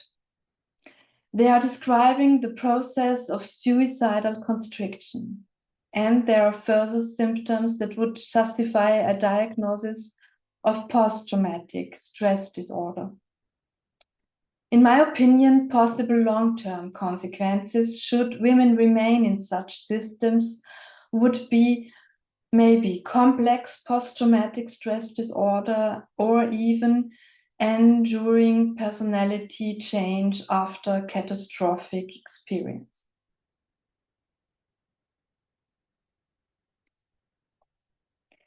In my opinion, the symptoms described are shockingly logical consequence of the spiritual, structural, psychological, and sexual violence. Their suffering does not arise in a vacuum, but is the result of the circumstances. Both women were driven into severe depression and suicidality. I believe it is the task of feminist psychotherapy to name these connections and to conduct research into root causes and manifestations of patriarchal violence against women. I would therefore like to conclude this presentation not neutrally, but from a clearly defined position. Violence against women in patriarchal systems is unfortunately a very current and pressing issue. In Germany, for example, in 2024, 91% of victims of crimes against sexual self-determination were women. I believe it is important to bring these crimes into the public eye even more than before, in order to demand preventive measures to protect women and to stand by those who are experiencing or have experienced horrific violence. It is no coincidence that the case of Gisèle Pellicot accompanied us in our deep hermeneutic interpretation groups. What she had to endure and continues to endure is a horrible crime. This brave woman deserves all our respect and admiration, and I join her in saying, the shame must change sides. And I would add, in light of this research, the shame and the feelings of guilt must change sides. From the bottom of my heart, I would like to close with a quote by Manon Garcia, who advises all people of goodwill: take an interest in patriarchy and fight it. Thank you very much for your attention.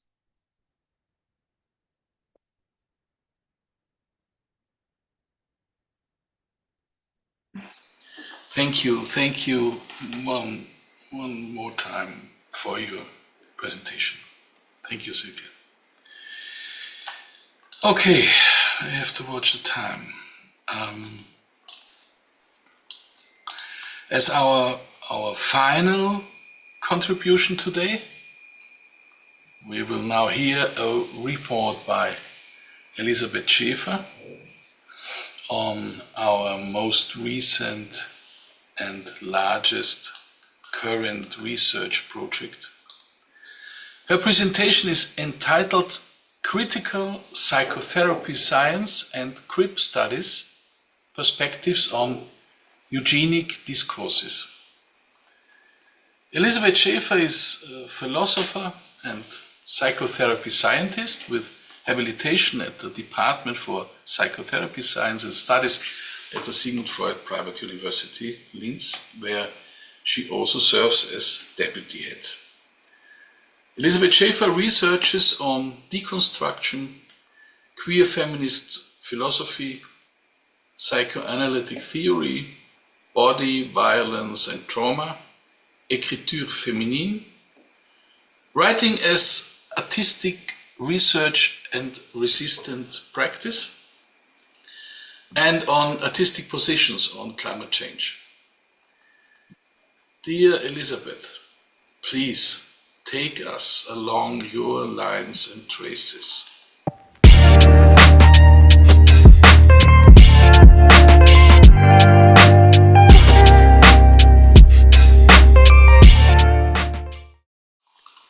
Thank you very much, Thomas, for your kind introduction, and thank you everyone for staying with us at our International Research Day today. In my lecture, I approach eugenic discourses not as a closed historical phenomenon, but as a persistent rationality that continues to shape contemporary understandings of health, normality, productivity, and value. From the perspective of critical psychotherapy science and studies, eugenics cannot be reduced to biological doctrines or extremist ideologies. Rather, I will state it must be understood as a psychosocial and biopolitical logic, one that organizes affect, desire, care, and exclusion. Feminist crip studies reveal, and I will elaborate on that in my lecture, reveal how ableism and normalization persist within contemporary care, psychotherapy, and social frameworks. Historically, eugenics functioned as a technology of population management, deciding whose lives were worth sustaining, reproducing, or mourning. Yet beyond explicit policies, eugenics also produced a moral economy of value in which autonomy, productivity, cognitive normativity, and bodily integrity became criteria for human worth. From a psychotherapy scientific perspective, this logic penetrates deeply into how suffering is interpreted and treated. Dependency becomes suspect, chronicity becomes failure, and difference becomes pathology. Crip studies challenges these assumptions by insisting that this ability is not an individual deficit, but a relation produced through norms, infrastructures, and expectations. Ableism in this sense is not merely prejudice, it is a structuring principle of modern subjectivity. A paradigmatic site for understanding the convergence of biopolitics, ableism, and state violence is Hartheim Castle, very close to the place I'm talking from right now, from the SFU in Linz. As one of the central killing centers of National Socialist Aktion T4 program, Hartheim functioned as a space where people labeled as unfit, as incurable, or life unworthy of life were systematically murdered. The victims were overwhelmingly so-called disabled people, psychiatric patients, and individuals deemed socially non-productive. What is crucial from a crip and psychotherapy scientific perspective is that this violence was not framed as cruelty, but as care, relief, and rational administration. The language surrounding Aktion T4 invoked notions of burden, compassion, economic efficiency, and societal health. Killing was psychologized as mercy, annihilation was framed as hygiene. This reveals eugenics as an effective regime, one that mobilizes pity, fear, and relief to legitimize exclusion and death.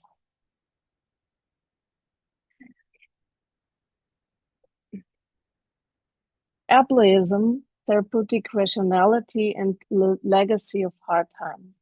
Crip studies insist that Hartheim, a phenomenon like Hartheim, must not be understood as a historical aberration, but as an extreme condensation of logics that persist in attenuated form. The classification of lives according to usefulness, treatability, or adaptability did not disappear in 1945, but were transformed. In psychotherapy and allied disciplines, these logics can reappear when autonomy is treated as the primary therapeutic ideal. Dependency is framed as regression or resistance. Care is conditional upon improvement, and suffering cannot be worked through, is implicitly devalued. Hartheim thus confronts psychotherapy science and studies with an uncomfortable question: how do psychotherapeutic norms participate, however unintentionally, in the valuation of lives?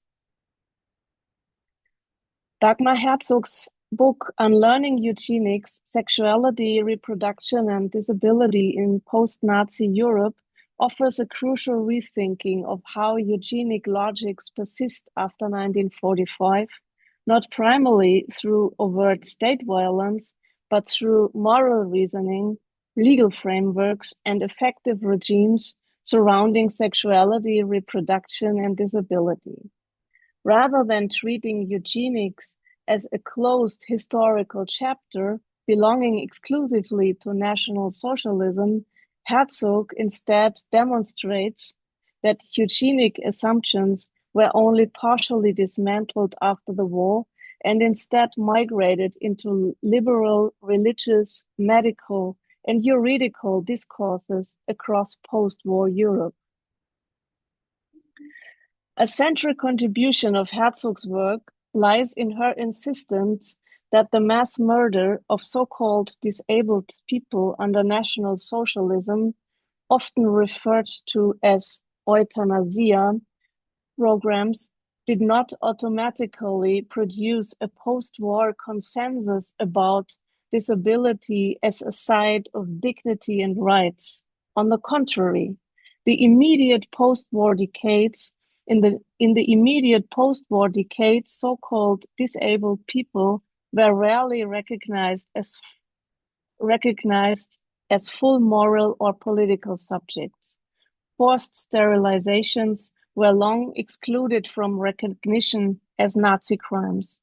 Perpetrators were reintegrated into professional life, and the term disability remained framed primarily in terms of burden, shame, and dependency rather than agency or citizenship. Herzog shows that post-war Christian moral discourse, both Protestant and Catholic, often combined retrospective condemnation of Nazi killings with a reaffirmation of conservative sexual ethics. This meant that while the killing of so-called disabled people was rhetorically rejected, practices such as criminalizing abortion, restricting contraception, and pathologizing sexual difference were defended as moral imperatives, thus preserving biopolitical hierarchies under a different ethical guise. One of the most unsettling insights in her book, Unlearning Eugenics, concerns the role that disability, so-called disability, played in the liberalization of abortion laws in Western Europe during the 1960s and 1970s. Herzog demonstrates that arguments in favor of abortion frequently relied on deeply ableist assumptions. The idea that giving birth to a so-called disabled child constituted an unbearable tragedy for families and an unreasonable burden for society. Disability thus functioned as a moral lever, an acceptable justification for abortion, at a time when women's sexual autonomy alone was considered insufficiently persuasive. This produced a profound ethical paradox. While abortion rights expanded women's reproductive self-determination, They simultaneously reinscribed the notion that certain lives, particularly the so-called disabled lives, were less desirable, less viable, and less worthy of being lived. Herzog's analysis makes clear that this rhetorical strategy later returned with force. From the 1980s onward, disability rights activists would rightly challenge abortion practices framed around fetal anomaly, while anti-abortion movements increasingly instrumentalized disability rights language to restrict reproductive freedom. Herzog's later chapters in her book UnLearning Eugenics trace how disability rights movements from the 1970s onward began to disrupt these inherited moral economies. Crucially, she situates disability activism in close dialogue with feminist, queer, and sexual liberation movements. Sexuality emerges as a key battleground. So-called disabled people were not only excluded from reproductive futures, but also systematically denied sexual subjecthood. Disability rights activism thus entailed a radical rethinking of intimacy, dependency, care, and autonomy, challenging Enlightenment models of the sovereign, self-sufficient subject that underpinned both liberal and conservative political thought. Herzog emphasizes that unlearning eugenics is not a linear process of moral progress, but instead a fragile, contested, and reversible achievement. Even contemporary debates about prenatal testing, assisted reproduction, and bioethics remain haunted by unresolved tensions between choice, care, vulnerability, and social valuation.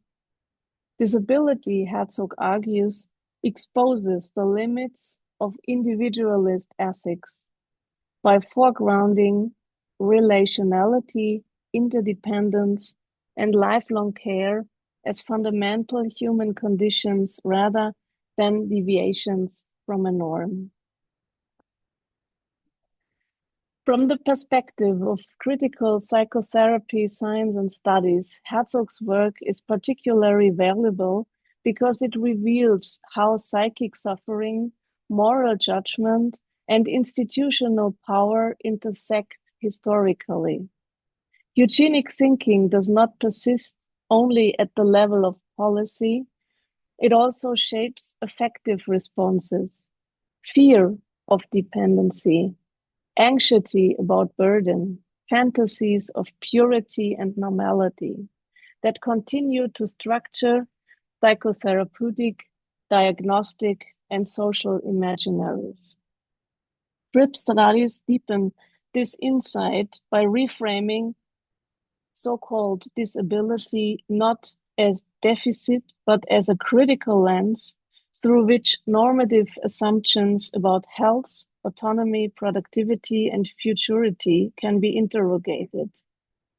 Herzog's historical analysis provides the groundwork for such a reframing. It shows how easily progressive projects can reproduce violence when so-called disability is treated as a problem to be managed rather than a form of life to be supported. UnLearning Eugenics ultimately insists that reckoning with the Nazi past requires more than commemorative memory. It demands sustained ethical, political, and epistemic work in the present and the process of unlearning, especially in the fields with care, healing, and subject formation. For psychotherapy, science, and studies, feminist theory, and crip studies alike, Herzog's intervention serves as a reminder that the legacies of eugenics persist wherever vulnerability is hierarchized, dependency is moralized, and certain lives are tacitly imagined as less worth sustaining. To unlearn eugenics, then, is not to reach closure, but to remain critically attuned to how histories of violence continue to resonate in contemporary practices of care, diagnosis, and moral reasoning. Cripps theory offers a radical counter-ethic to eugenic rationality. It reframes dependency not as failure, but as fundamental condition of human life. Concepts such as Crip time challenge linear productivity-oriented temporalities that underpin both capitalist and therapeutic norms. From this perspective, a site like Hartheim represents the catastrophic endpoint of a worldview that cannot tolerate dependency, slowness, or non-normative embodiment. Cripps studies insists instead on interdependence, vulnerability, and relationality as ethical foundations. This shift has profound implications for psychotherapy, science, and studies. It calls for psychotherapeutic practices that do not aim to normalize, optimize, or correct, but accompany, contain, and bear witness.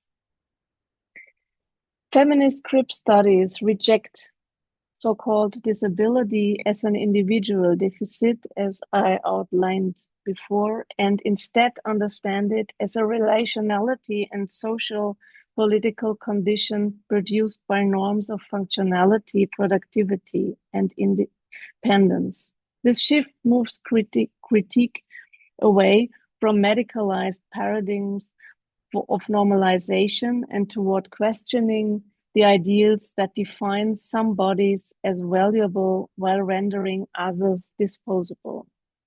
From a feminist perspective, so-called disability is deeply gendered. Bodies read as female, queer, or trans have historically been medicalized and excluded, while dependency and vulnerability are denied as constitutive aspects of human life.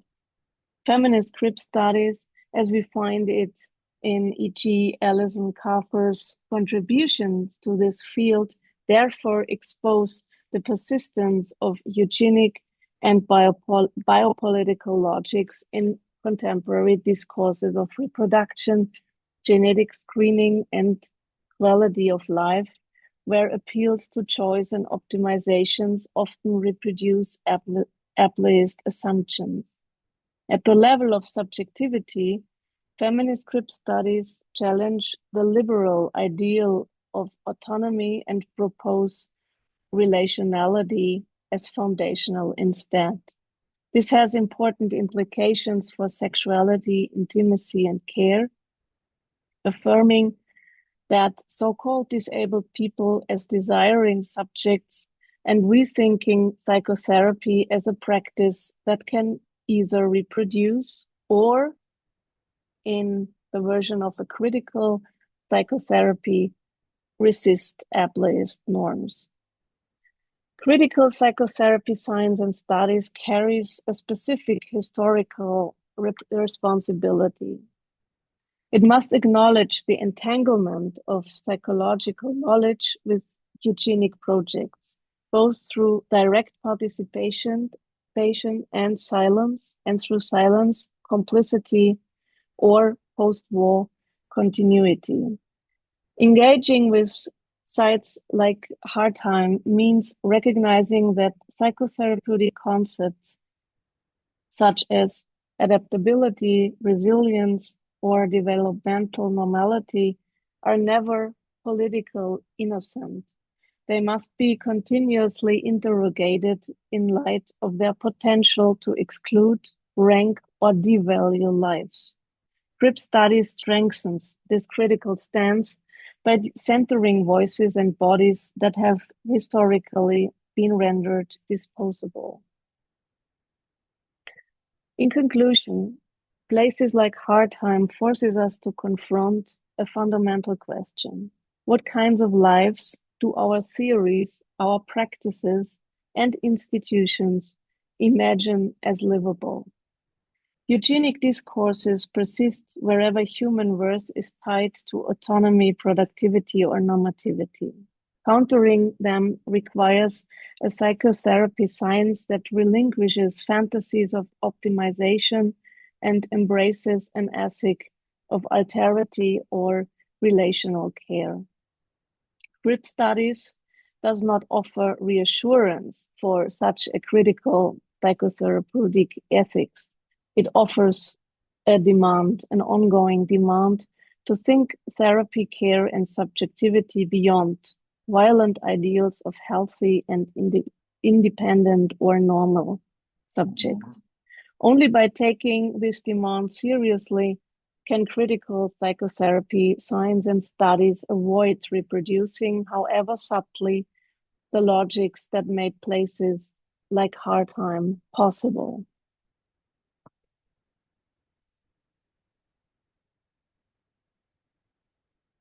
Thank you very much. Thank you.